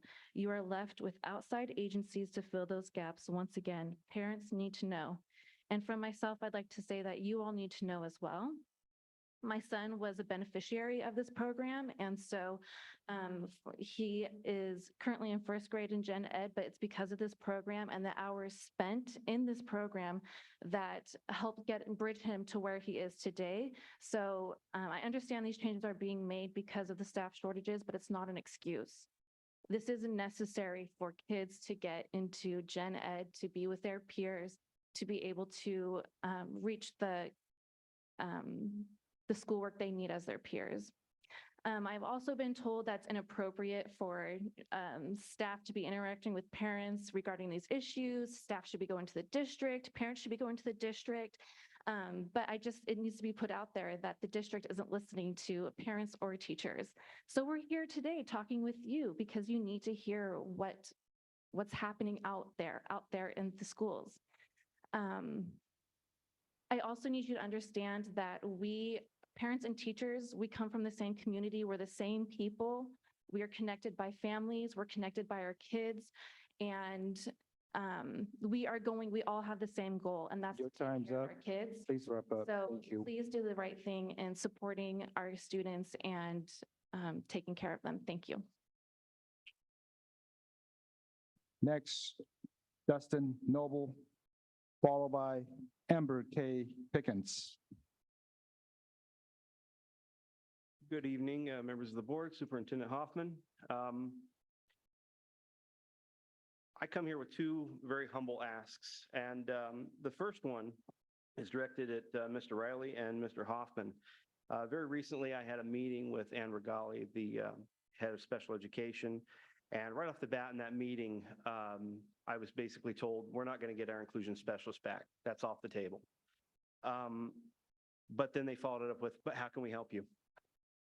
So I basically turned it a little bit, turned the coin and said, and this is something that I want to bring up here because since I have David's ear and Chris's ear, the solution that I brought to the table was, and this is something actionable, this is something that you can do tomorrow, is come up with a solution for permanency for these level 4 classrooms, hiring people to fill these spots with a promise to our former inclusion specialists that once those positions are filled, that they will be able to return to a former role that is familiar to them as case managers under the Learning Center.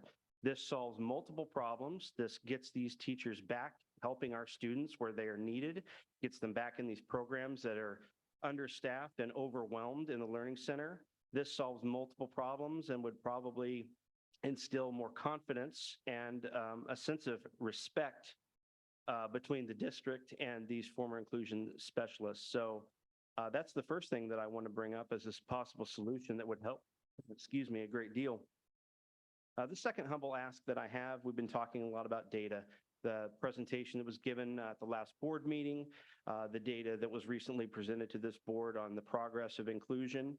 I have a proposal, and I just want to put this out there, that if a motion could be brought forward, Mr. Sean Yang brought up at the last board meeting that we are part of the data, that parents and families and these educators that have been coming doing public comment are part of the data.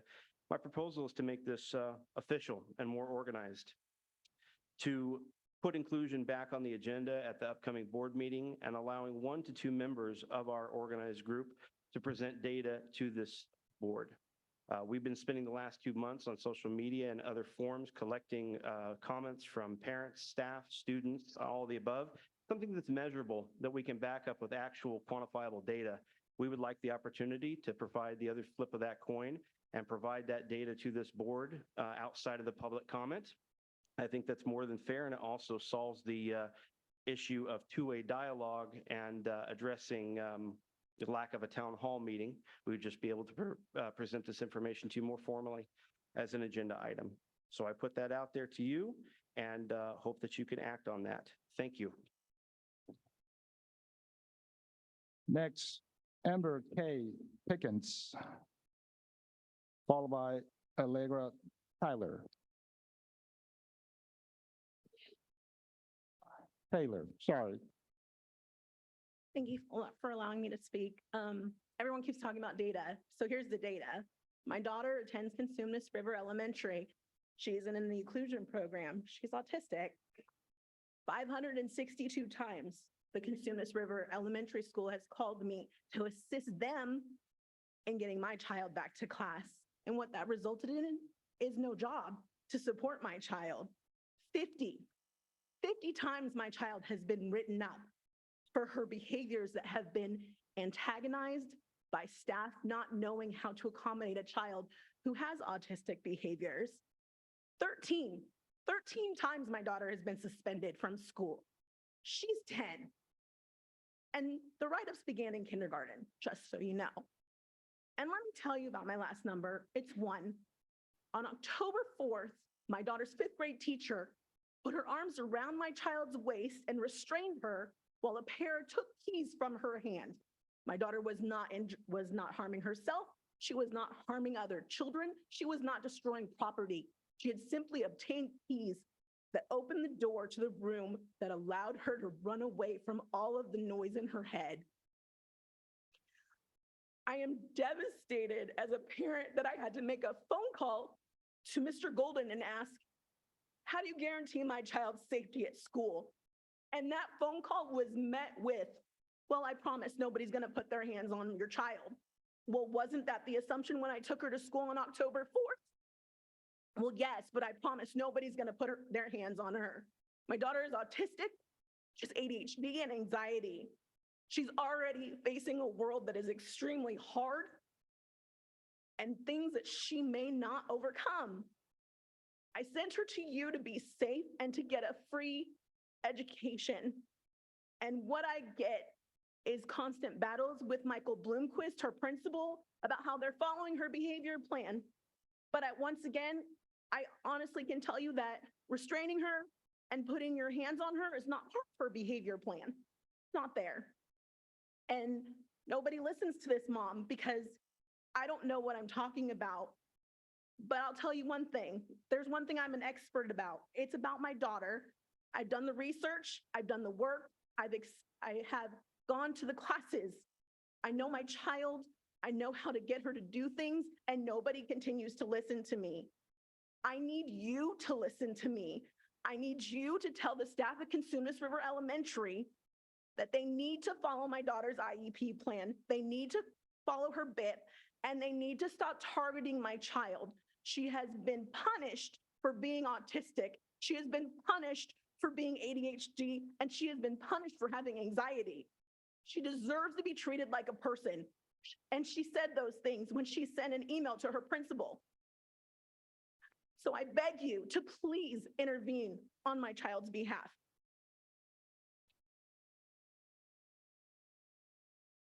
Next, Leonard Taylor, followed by Tisha Hines.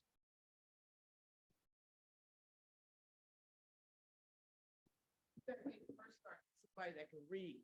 Because this is cotton picking shame that we're here and this man hasn't been able to properly read anything that's been put before him.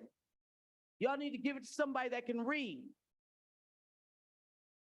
I'm Allegra Taylor, CEO of the Village Advocates. And I know some of you know who I am and some of you don't. So I'm here for the Sheldon incident. This is the student that was called a Negro by a white teacher, okay? The boy was called a nigger by the white teacher. So, Mr. Perez, if your son came home and said that he was called a wetback, how would you feel? And sir, if your son came home and said he was called a chink, how would you feel? Huh? When it's black children, y'all can't hear us. You act like you don't know what we're talking about. And when I have to come back to this district and waste my time because talking to you all haven't accomplished anything, that's why I quit coming. Because you guys are not serious about equity. I see you didn't hire some new black folks. Thank you. I see you didn't hire some new black folks. Hopefully they'll be able to bring some kind of understanding to your district because you got a racial problem. I came to this district 4.5 years ago because you had a racial problem. I spent 20 months of my time helping you all change your policy to supposedly bring some more equity, but yet, child was called a Negro. What's your process in how it is that you're hiring these teachers? Are you doing background checks? Are you finding out what their history is? Are you doing anything to find out whether or not they are racist? Because when a teacher thinks it's okay to refer to a region in Spain and Russia, and then say, if you were in these times, you would be considered a Negro by name, called her by name. But do you know when that same teacher was in that meeting with us yesterday, and I asked her to tell us what she said to the children. Now, all of a sudden, she wants to use the N-word. No, no, no. Say what you said to the children, say it to us. Say it to these parents. Because obviously, oh no, I don't want to use the N-word. But you were comfortable using it with our children. And the fact that she was uncomfortable using it in front of us tells me she knew she was wrong. This woman caused irreparable damage as we work to restore this young lady, to rebuild her confidence in who she is. You all have a responsibility to fire that lady. She should be fired. I know she got a union, and I'm ready to picket her union. It's unacceptable that any white teacher, Ukrainian, Russian, I don't care what she is, she should not address a Black student by a derogative name, period. You can't have a hate crime for one group, and then when Black kids are attacked, everybody goes silent? Time's up. Please wrap up. Thank you. Sir, be up with my time. You're gonna hear me out tonight. That's what you're gonna do. You can't even say my name right. Why are you sitting on that board? We do You have, can't even read right. we do It's have, absolutely ridiculous. We I'm do- gonna stand here with these. I'm not allowed to respond. I'm not allowed to respond, but I'm gonna still tell you, you should not be reading because you can't read. go ahead. Call the next card up, please. I think. Hi, I'm Jada. I'm the student that was referred as a Negro. Are you kidding me right now? How would you feel if your kid was targeted by a teacher that was saying that, oh, if you're referred as a Negro or nigger, how would you feel? Can you answer that? How would you feel? Advertise, I'm depressed every single day, ever since she told me that. Depressed. Now I have to go to school and deal with this. A therapist. I am not trying to deal with this every single day. I am not trying to become a better person, not a little weak person. I'm a Black woman and I deserve respect. No matter what I go through, I deserve respect. That goes for all of you. On that stage, deserve respect. You guys hear me? Deserve respect. And that goes to all the Black women and all the Black men in this community.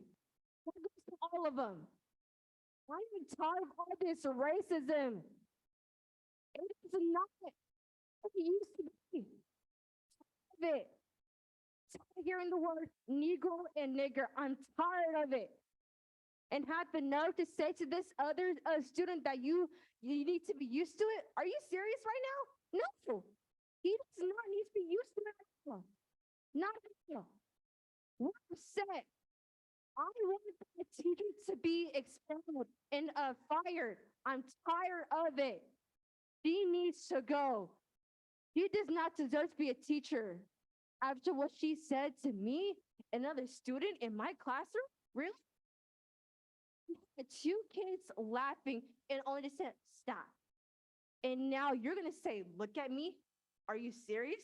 Look at me? No, you should say, may you please look at me, not look at me.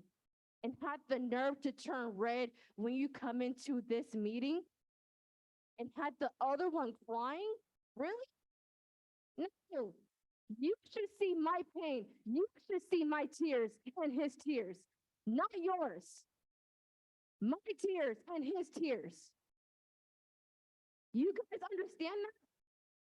Do you guys understand that? You guys need to feel my pain, not y'all's pain. I'm tired of it. Y'all need to do something quick because I do not want to see her again. I have PTSD from seeing her and the other teachers that said that we need to get used to it. No, we don't. I have PTSD. I need a therapist. I'm tired. I'm done. I can't do this anymore. I cannot.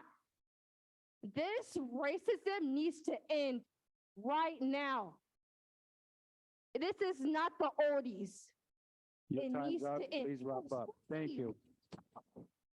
Don't interrupt me. We have to follow certain policy. I'm sorry. We are following certain policy. I'm not done yet. Let me talk. For shaking head or not, let me talk. Like I said, this racism needs to stop immediately. I am tired of it. I am tired of it. How would you feel if your kids came home and be called as a chink or wetback or mojada? How would you feel if your kids were called that? How would you feel? I'm not allowed to respond. Exactly, because Sorry. you don't have nothing to say. Exactly. We could always talk outside of the boardroom. I said what I said. Thank you.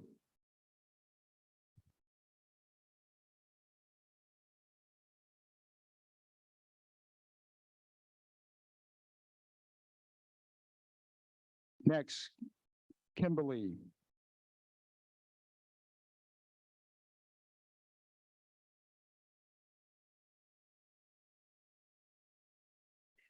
Good evening. My name's Kimberly Warner, and I'm a third-year law student at McGeorge School of Law. So I'm actually here as to fulfill an assignment from an education law course.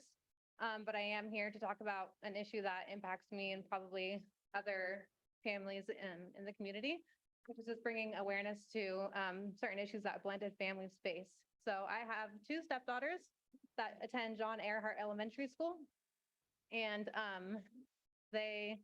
we've had a few issues just as far as them being in two different households. So one of them is teachers are often still giving students papers to bring home to give to their parents.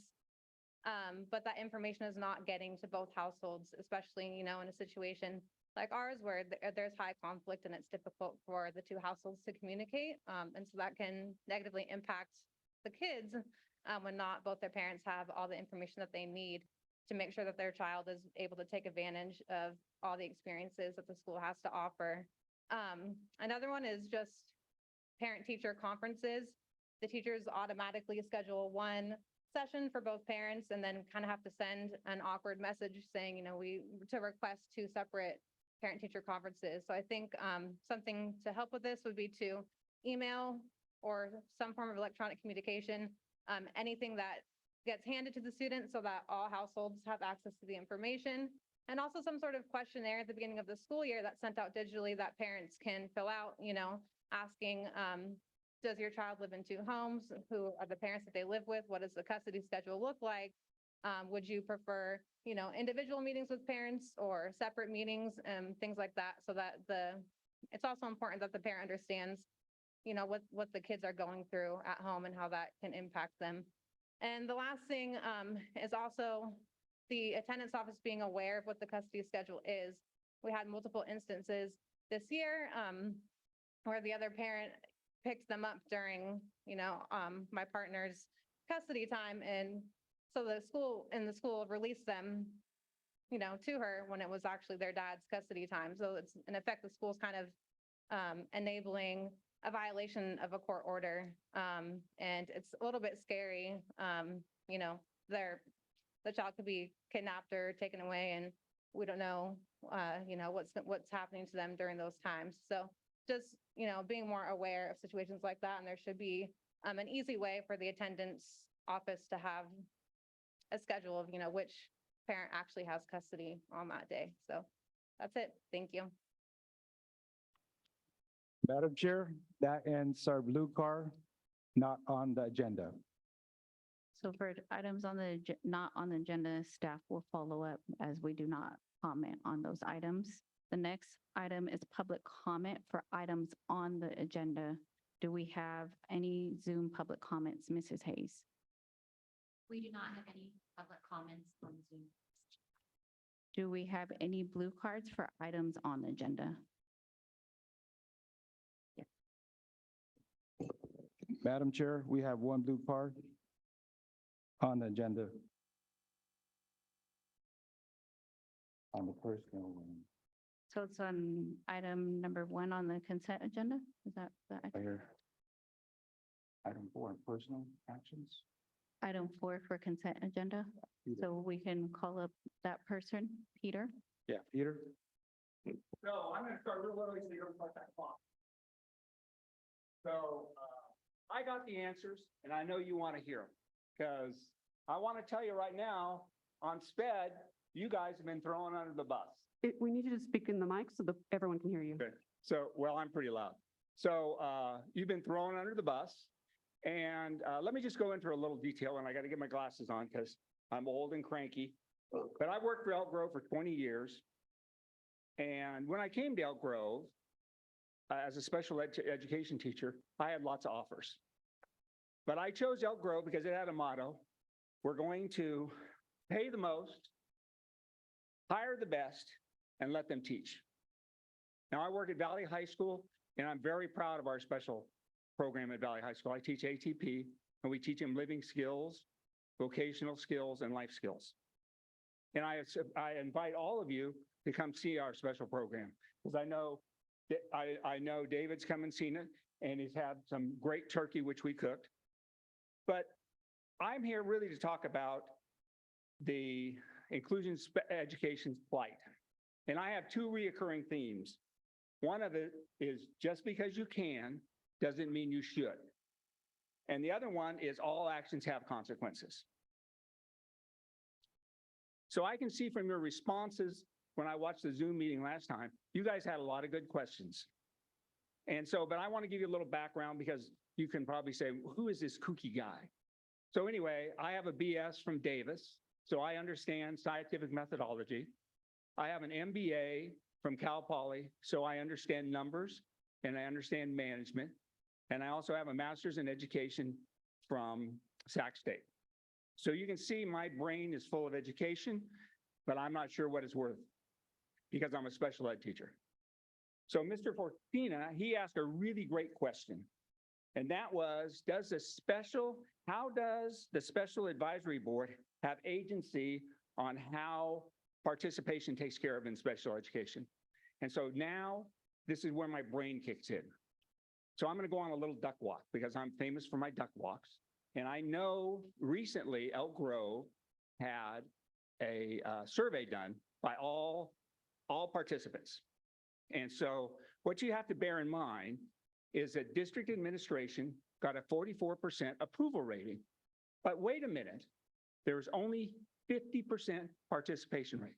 So if you take 100 people, that means only 22 people approved of what administration was doing.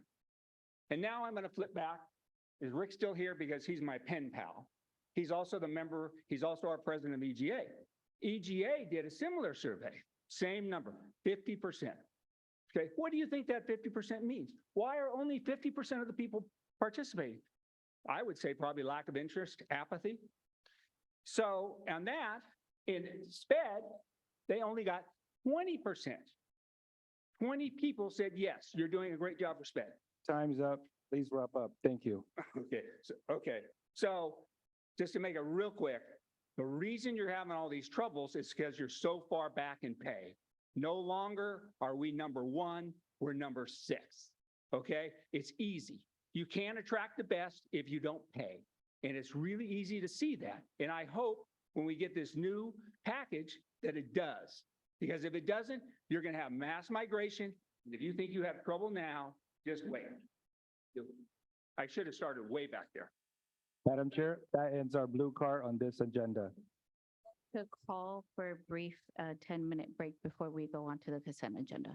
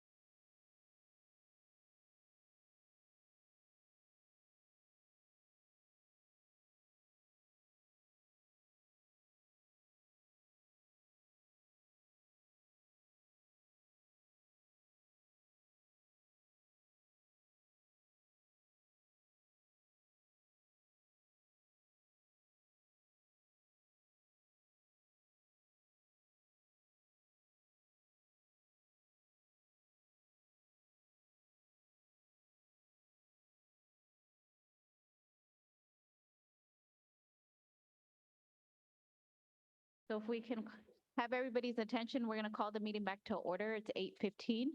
And the next agenda item is consent agenda. So I'd like to call for a motion to approve items 1 through 36 on the consent agenda unless somebody has a comment about any of the items. I see Mr. Perez and then Mr. Yes. On the consent item, I'm just requesting that I get a copy of the actual application for the funding to the Department of Education. What item are you referencing? Number 8. Number 8, okay. And then Mr. Fursina and Mrs. Hayes. Yes, I want to pull item number 1 for discussion.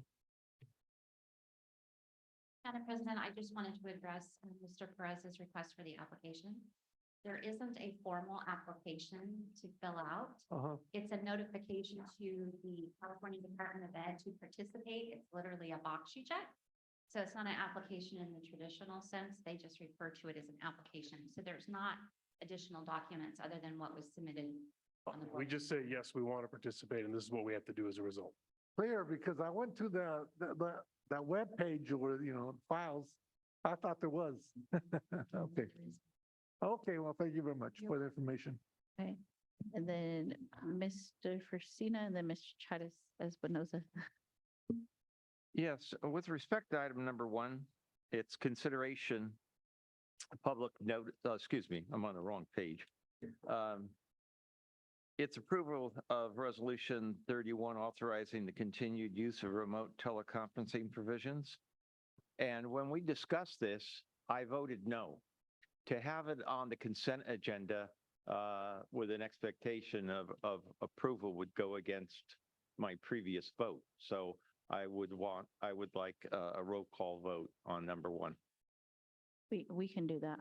So I'd like to move approval of items 1 through 2 through, sorry, no disrespect, 2 through number 36 on the consent agenda. Second that. first and a Sorry, second. Madam Yes, Chair, I need to Ms. abstain on item 3 under consent, so sorry if we can further break that one out. I'd like to amend my motion to include what do we call it? 2, number Ms. Chair Espinoza abstaining from item 3. 3. Okay. Want me to second that? Yes. Second that. We'll conduct a roll call vote on the items number 2 through 36, knowing that there's one extension on number 3.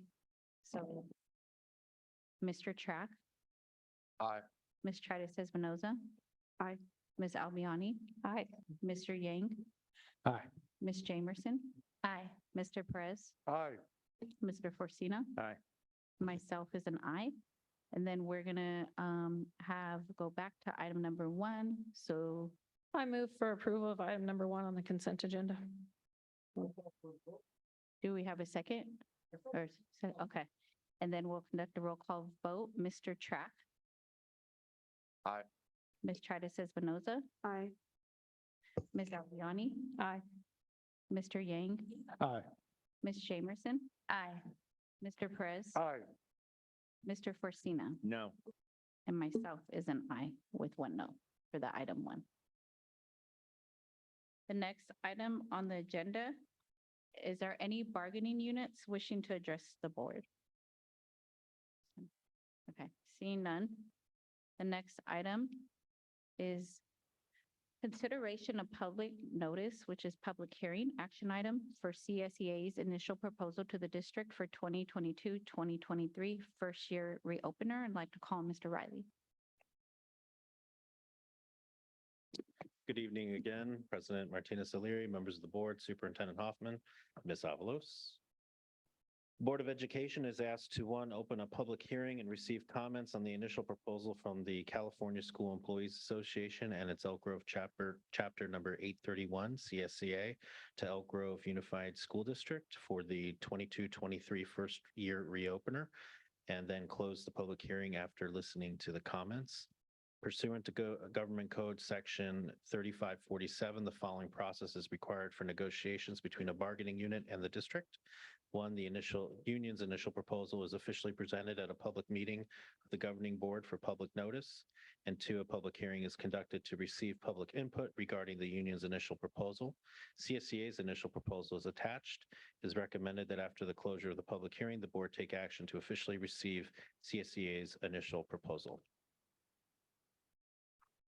At this time, I'd like to open the public hearing and call on Mrs. Hayes to see if there's any Zoom public comments related to the item.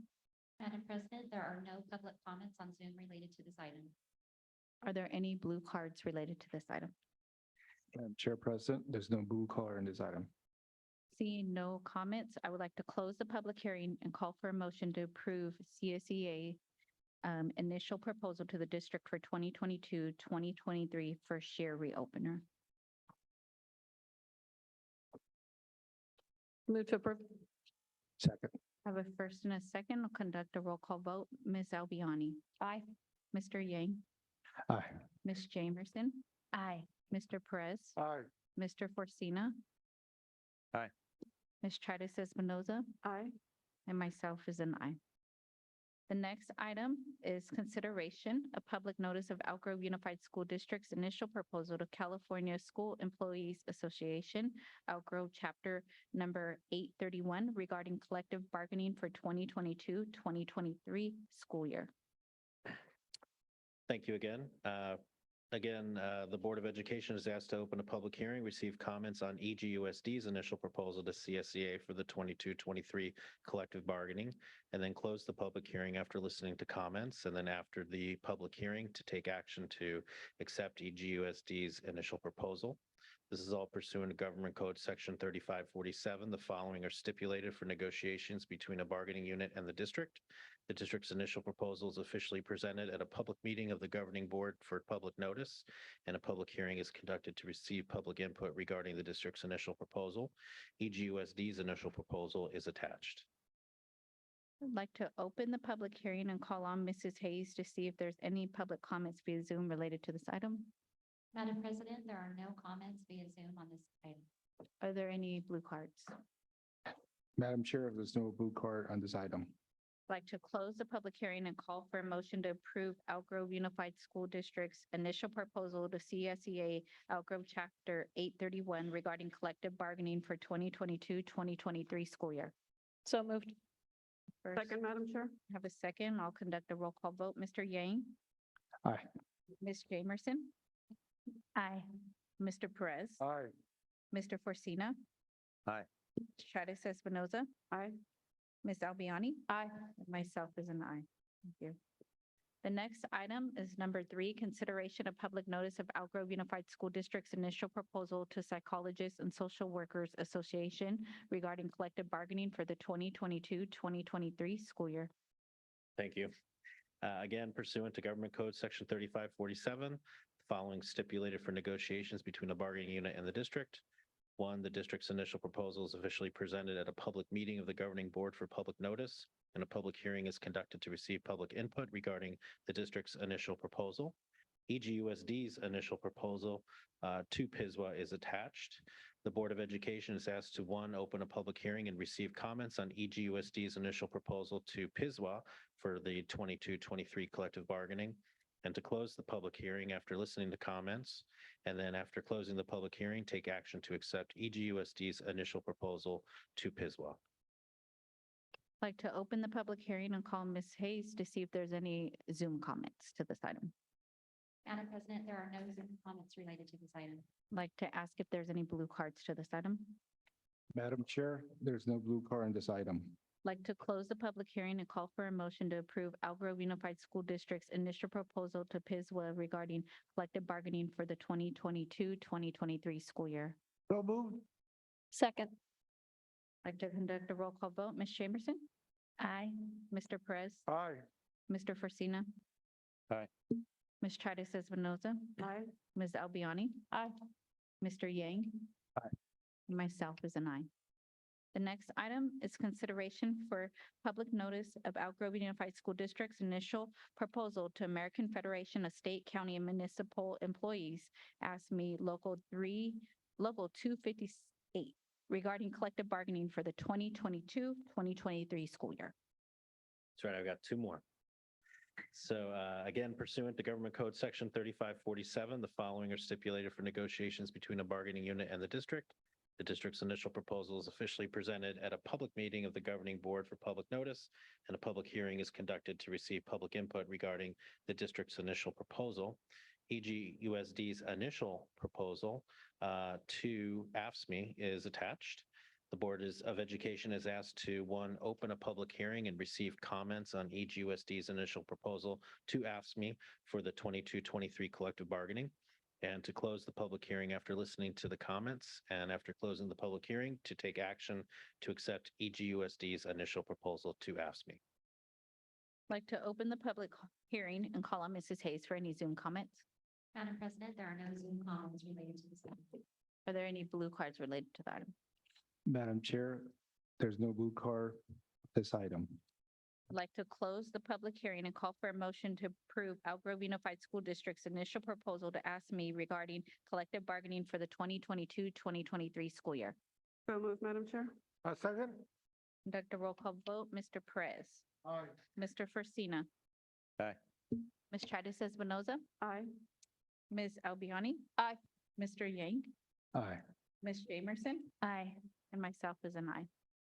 The next item up is consideration and public notice for the Algrove Unified School District's initial proposal to National Union of Healthcare Workers, NUHW, regarding collective bargaining for the 2022-2023 school year. Thank you again. Again, pursuant to Government Code Section 3547, following are stipulated for negotiations between a bargaining unit and the district. One, the district's initial proposal is officially presented at a public meeting of the governing board for public notice. And two, a public hearing is conducted to receive public input regarding the district's initial proposal. EGUSD's initial proposal to NUHW is attached. Board of Education is asked to, one, open a public hearing and receive comments on EGUSD's initial proposal to NUHW for the 22-23 school year collective bargaining, and to close the public hearing after listening to comments. And then after closing the public hearing, to take action to accept EGUSD's initial proposal to NUHW. I'd like to open the public hearing and call on Mrs. Hayes to see if there's any public comments on Zoom related to the item. Madam President, there are no comments on Zoom related to this item. Are there any blue cards related to item? Madam Chair, there's no blue card on this item. I'd like to close the public hearing and call for a motion to approve Algrove Unified School District's initial proposal to, I think it's NUHW. I move. Regarding collective bargaining for 2022-2023, and we have a motion. Second. Have a second. Mr. Forcina. Aye. Ms. Chadis Espinoza. Aye. Ms. Albiani. Aye. Mr. Yang. Aye. Ms. Jamerson. Aye. Mr. Perez. Aye. And myself is an aye. Thank you. Thank you. The next item up is action items and non-represented. Did employment agreement. Like to call on Mr. Singh.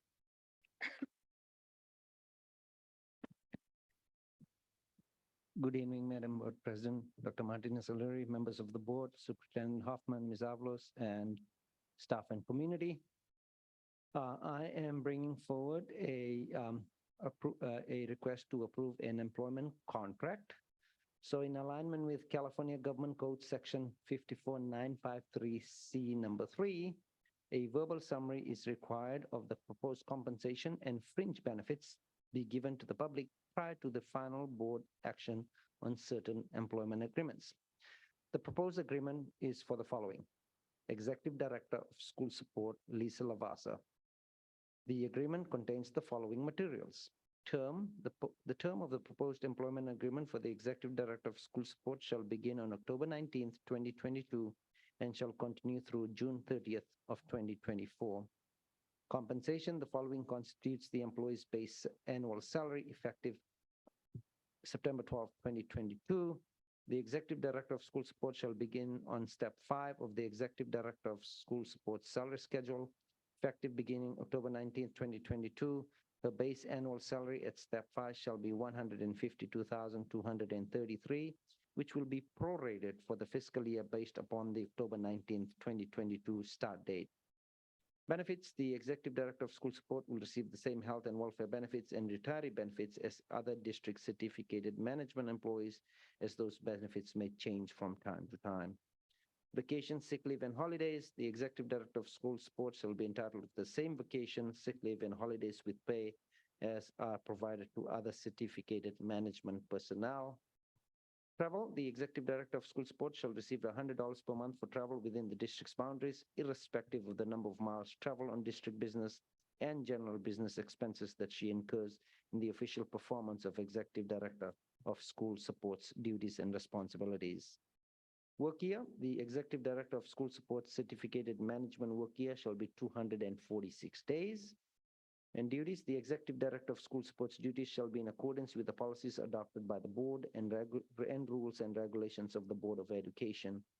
The Executive Director of School Support shall perform such duties and assume such responsibilities as are contained in the Executive Director of School Support's job description and/or as assigned by the superintendent or superintendent's designee. This concludes the summary of the employment agreement for the Executive Director of School Support, and a complete copy of the agreement is available from the district office upon request. At this time, I'd like to call for a motion to approve the employment agreement for the Executive Director of School Support. So moved. Second. With first and a second, I'll conduct a roll call vote. Ms. Tritis Espinoza. Aye. Ms. Albiani. Aye. Mr. Yang. Aye. Ms. Jamerson. Aye. Mr. Perez. Aye. Mr. Forcina. Aye. And myself is an aye. It's unanimous. Thank you. Thank you. The next item on the agenda is board member or superintendent reports. Do I have any board members with the report? Ms. Albiani. Hello, I just wanted to encourage everyone, we've been working on the CSBA conference that we'll be handling in the 1st of December. And I was also privileged to attend an event with X-Hope, which is a local partner we have, where 7 of our employees were highlighted by our community for their support of our homeless and foster children. It's an excellent organization that I hope to bring some more information to the group about in the future. Tritis Espinoza. Thank you, Madam President. Also staying on CSBA business, just want to let the board know, we just got the schedule for the CSBA Legislative Advisory Committee, of which I am a member. This is my 2nd year of a 2-year appointment. So we actually just concluded year 1. The last meeting was in, September. So we get a little bit of a break before we pick up work again in February. And I am also, through the CSBA Legislative Advisory Committee, I was also asked to participate in a focus group that WestEd is conducting on behalf of the state. It's to get information from school districts on how we're doing with the AB 130 funds, how we've been able to provide differentiated assistance to students. So I look forward to participating in that and helping inform decisions at the state legislature. I had a quick update. I also attended a CSBA Board of Directors meeting. They did discuss the new ethics training requirement for CSBA solutions. AB 2158 was signed into law in September, requiring school board members to have 2 hours of ethics training. This will not be implemented till January 1st, 2026. They also went over the breakdown of delegate assembly and also the conference AEC, which will start Wednesday through the 1st, San Diego. And then they also talked about the committee appointments for the upcoming meeting. And so I just wanted to report that out. The superintendent, do you have any reports or board members? I do not. Thank you. Okay. The next item on the agenda is consideration for future agenda items relative to a proposal. Yes, potential future agenda items. No action or discussion shall be taken on an item not appearing on the agenda. Go ahead, Mr. Yang. I want to propose a possible report on the inclusion specialists as soon as the school district has data.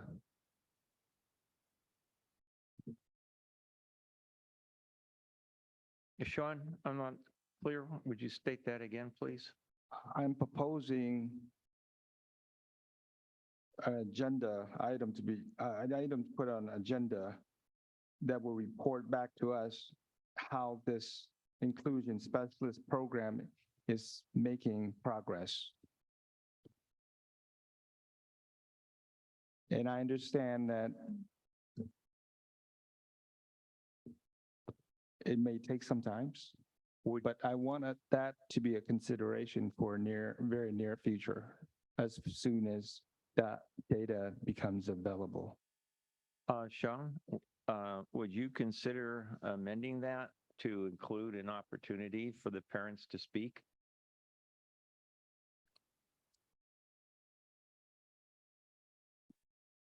Now, in the platform that we cannot respond to?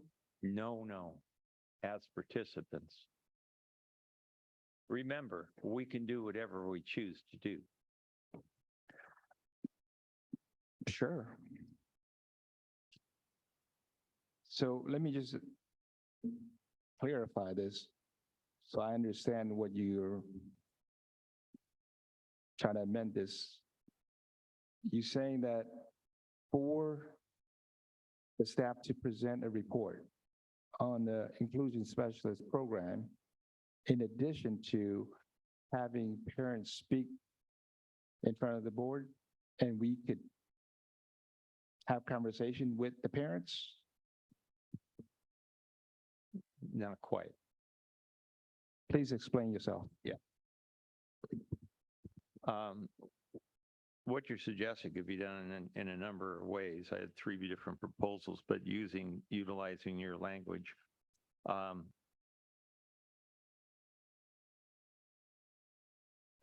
I would recommend to you, since you're making the motion, that given that we have heard numerous times from parents that their questions are not being answered, their children are being affected, we don't have data. And we saw that. We just received a BC last Friday about the inclusion program with no data, no specifics, no outcome data, no statements about what we were hoping to achieve. It was Focused. Pardon me? We want to stay on the motion at hand. Well, I am. Yeah. I'm on it. Can't discuss it. But We just got to get a motion. I'm not for us. Yeah, discussing it all. So just The- to what- clarify, please. So I would recommend that you add to your motion that at our next regularly scheduled board meeting, because we have a workshop coming up, that our next regularly scheduled board meeting in November, that we have a report on the inclusion program with specifics with respect to how many kids are receiving services, outcomes that are expected for various children, whether or not they have a para assigned, so on and so forth. And that the parents and we could work with the inclusion group and limit the number of speakers, but that the parents be allowed to respond to the report. Yeah, well, responding to the report and being part of the report are, I know we're kind of in that same avenue with our current structure for public comment. And I know it's frustrating because we're in the AB 361.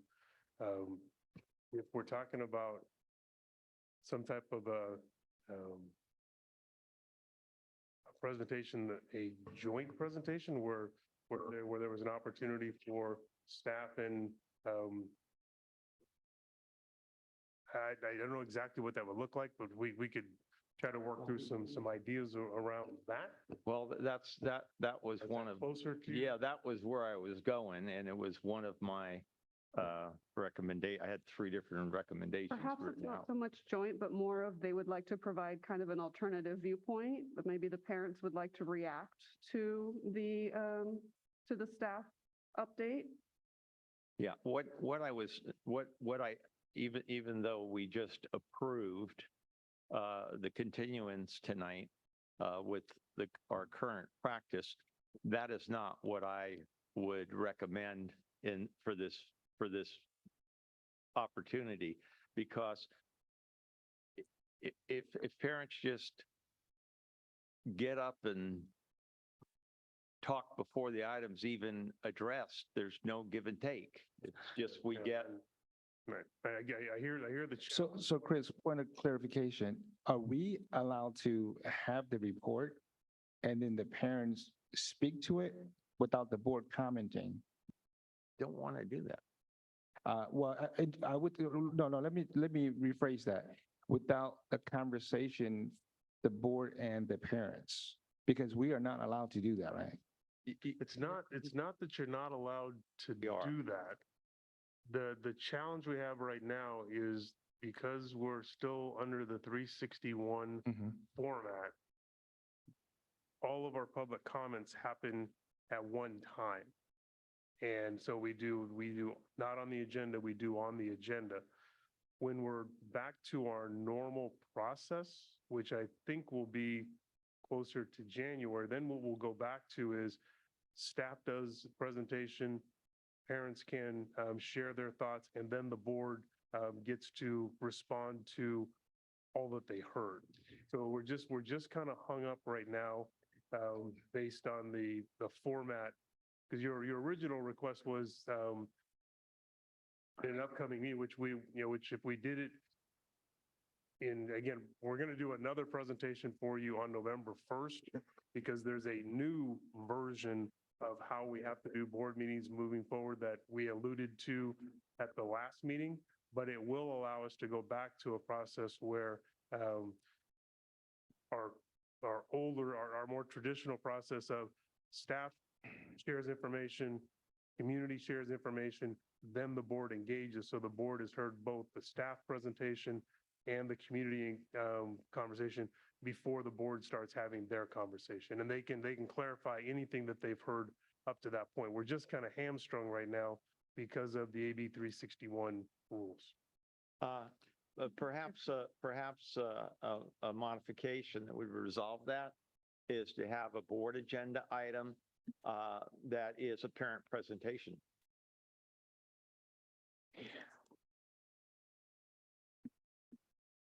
Parents presentation. Yeah, on the inclusion program. Well, Then you don't have any problem. They can talk and we can talk. Are you going to accept the amendment? but that would not give us the data that I want to see. You didn't get it last week either. Right, but that's why I want it. I don't want the data. Right, but we can have order. Sorry. I just want to make sure that we know like the number of errors that are with the program, and if the students needing help with a fair number of errors. And if they don't, I would like to know that. And if they do, I would like to know that. And I would like to know how the changes in coming forward, the short time of the modification as well. So there's a few things that I think that is very critical for us to hear the data so that we understand this change that are evolving to something that it's not really sure. So I just want I want to report. I have an idea. So how about I make that motion, and then if Carmine, you want to. But Mr. Hoffman had another suggestion. How about, let me see if I can, because part of the trick is, and again, we're changing the format of the board, so then the board's given us direction. But one of my thoughts was if we scheduled the topic early in the meeting, and set a specific time, because the problem is, the reason we're doing the way we're doing it is to make sure people who aren't here know when a topic is being discussed and they have the opportunity to participate. So that's why this alternative process is in place right now. So I'm not sure I was thinking, trying to schedule a very specific time that it happened and make it clear that public comment would happen, presentation would be done, and then public comment would be allowed on that topic, and then the board could have their discussion afterwards. But I don't know if that's outside of, I'd have to check in with Karen to see if that's outside of the 361, but that might be a way, if we schedule it early enough in the meeting, that we could be very clear about when it was going to happen. Ms. Tritis Espinoza. No, I was just going to say, I know we have done sort of special order public comment in the past, but, you know, as the superintendent says, we are under the special strictures of, you know, this law right now. So, yeah, I don't know what we would need to inside find out. to be able to, yeah. So with that feedback from superintendent, I think the appropriate motion would just stay with my first motion, To have a report and update report and update. An upcoming meeting. at an upcoming board meeting. The upcoming, the regular board meeting, not the workshop. Right. The regular scheduled. Right, at the because, end of November. First regularly scheduled. yeah, board first meeting in regular And so that's a piece that meeting. we've, as a board, we haven't said when the actual item will be put on agenda. It's you approve that the topic, because we have a list of other stuff. I got you. So that's my motion. So do we have a second to the motion? Read the motion. His motion was to have an item on special education, a report and update at the next regularly scheduled board meeting, but my understanding is to not put a date or at an upcoming meeting At an upcoming meeting, correct. with no date. Do we have a second? I'll second it.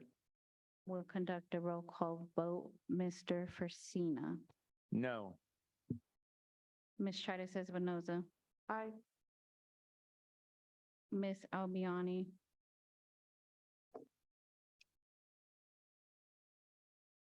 Aye.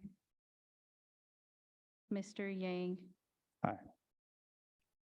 Ms. Jamerson.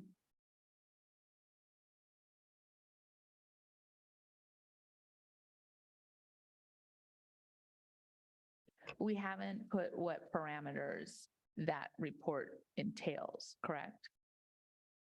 And will those parameters be done at a later date? Well, there's no set date because based on our, But there's no set, what is a report? well, Okay, I know, I'm out of order. It's a vote. So I'm gonna say no. Okay. Mr. Perez, Aye. Mr. Track, Aye. and I am an aye. There will be an update. Are there any other future agenda items? Mr. Forcina. First one, I make a motion that we schedule a town hall style meeting before the middle of November for the purpose of having a presentation and discussion on the inclusion program. I second. Any clarifying questions? Not, I'll conduct a roll call vote. So Mr. Forcina, Aye. Ms. Tritis Espinoza, No. Ms. Albiani, No. Mr. Yang,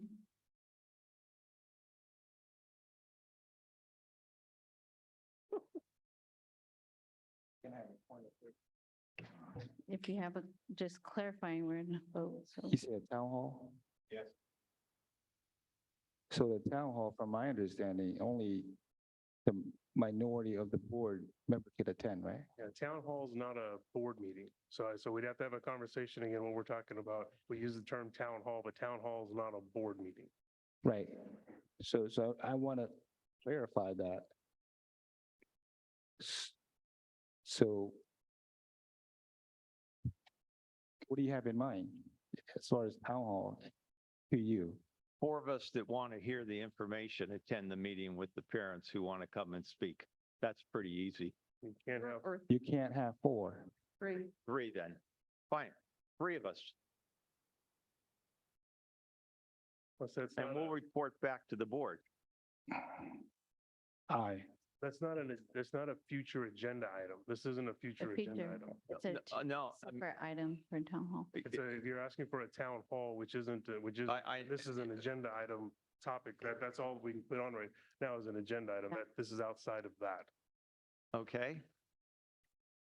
Because I would foresee, even though we haven't taken the roll call vote, that the technicality will be adhered to, and the town hall meeting will never happen in my lifetime. So, second motion. Oh, wait, point of order. We had a vote going. Yeah, what happened to Okay. first motion? I was through But it. he removed the motion, and because this is not a future agenda item for our board meeting. This is an item outside, and we can't get into discussion or action of outside because this is not a town hall on our next board meeting. Do you get what I mean? So it's out of Yeah, order. it's out of order. Okay, okay. Okay, so I make a motion then that we hold a special board meeting by November 15th. That is, would have a dual presentation, one by a designated number of parents from the parent group and the administration. I second. We have a first and a second. Any clarifying questions? Seeing none, or Ms. Tritis Espinosa? We're adding to Would this be to duplicate the motion that we just approved? Because it seems that we already have that agendized on a future meeting. We've requested that to be as soon as the data is available. So we would cover that again No, in the same time frame. no. I said by the middle of November. I voted no on at a future meeting. That could be 3 years from now. You did, but the body approved. Right. I know what the body did, but so no, it is not a duplicate motion. It's a separate motion. But we're not going I'm to be able, specifying the time period. I did too. and we don't specify agenda items. We, as the Board of Yeah, I Education, don't Mr. interrupt you. I Superintendent, don't interrupt you I all the time. understand, Please. but we could do whatever we choose to do. can do whatever You are our employee. We can do what we want to do. We are the board. Parameters. Within Yeah. parameters. We're getting back to the date thing. So we had a first and a second, so we can do a roll call vote as a yes or no for this item. But Well, my with the question date, is, yeah. do we, the item that we're talking about on the agenda right now is a future agenda item. It's not identifying a future meeting. So it's not, it's just not, that's not what should be done. And this is where we've gotten ourselves hung up multiple times on this item. This item is for existing board meetings, a topic that a board member is requesting other board members agree to put on a future agenda item. And we've always said, we don't pick a date because things get going fast and we have other things already scheduled. So I'm trying to stick within the protocols that we have in place. Yeah, my motion is on the table for a specific reason. But it's not an appropriate time to do that motion. There's no motion to hold an additional meeting when the topic is an item for a future agenda. Yeah. Existing agenda. Yeah, we're going to have to go back very quickly and look at that language because what that does is give flexibility not to address an important issue. We have a situation where the inclusion program was eliminated in favor of placing people in classrooms without any discussion with the board or parents of affected children. We have heard administration give us information, and we have heard parents give us information, and there's conflicts in the information. how are we ever going to resolve the fact that there are conflicts in the information if we don't sit down and talk to each other? I understand that, we just have to be able to do it in proper protocol. How can we do it in November? I don't know that we can currently do it with our current agreement on how we're doing board meetings. I don't know that we can do that in November. That's the board. The board's approved the AB 361 model through the end of this year. That's the direction that you gave us. You approved, the board approved. I know you didn't agree with, but the board approved. Well, because it's wrong to eliminate parents. I understand your position. Yes, but- Ms. Tritis says Espinoza. I'd like to speak to the motion. I think we're actually much closer than it would seem in terms of what our interests are, and what we would like to see. We're just trying to find the best way to get there. So I don't know if you all remember, sorry, I can't, Jeremy. I don't know if you all remember the very first time this came, I said we should go back and do kind of the grassroots inclusive process that we should have done initially, and nobody was interested in doing that. So we're like 3 meetings down now. The board has given direction to staff. They're working on it. They're preparing the information we've asked for. We're going to add some specificity to the motion that was approved tonight. But we have decided, we have given direction, we have charted a course. I think we need to see that through. We need to get the information that we have been requesting. If we need more information, of course, we will solicit that, whether it be from staff, whether it be from parents, whether it be from our employees. But right now, I think we need to stay in the lane that we have directed staff to prepare for us. I think we're getting picky on language. A future board meeting is a board meeting at some time after the present meeting. So why can't you specify a date?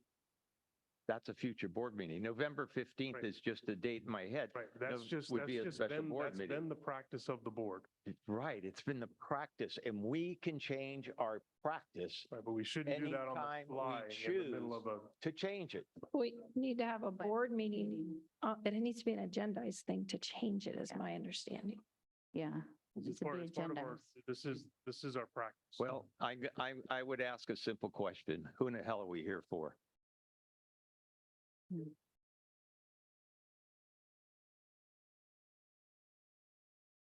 So we have the item where we already approved Mr. Yang's motion for the upcoming meeting to have the topic and report on.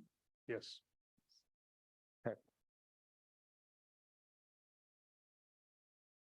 So Hold on here. if there's any Mr. other. Fortino, I thought you had 3 requests. That was your second one, was it? Yeah, that's very good, Tony. Yeah.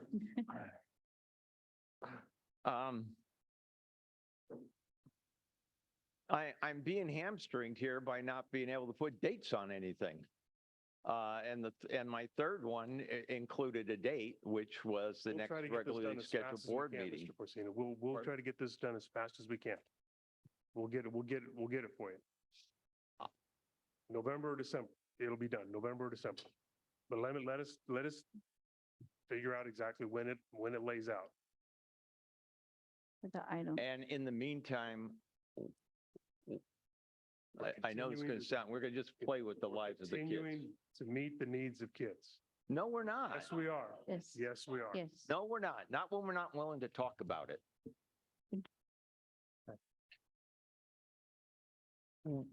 What is your motion? You're not making a motion? I'm not going to make a third Okay. motion All right. because it's not going to be approved. We're done. Is that the only other item? You didn't have any other items? Okay. Well, seeing none, I will call to adjourn the meeting at 8:59 PM.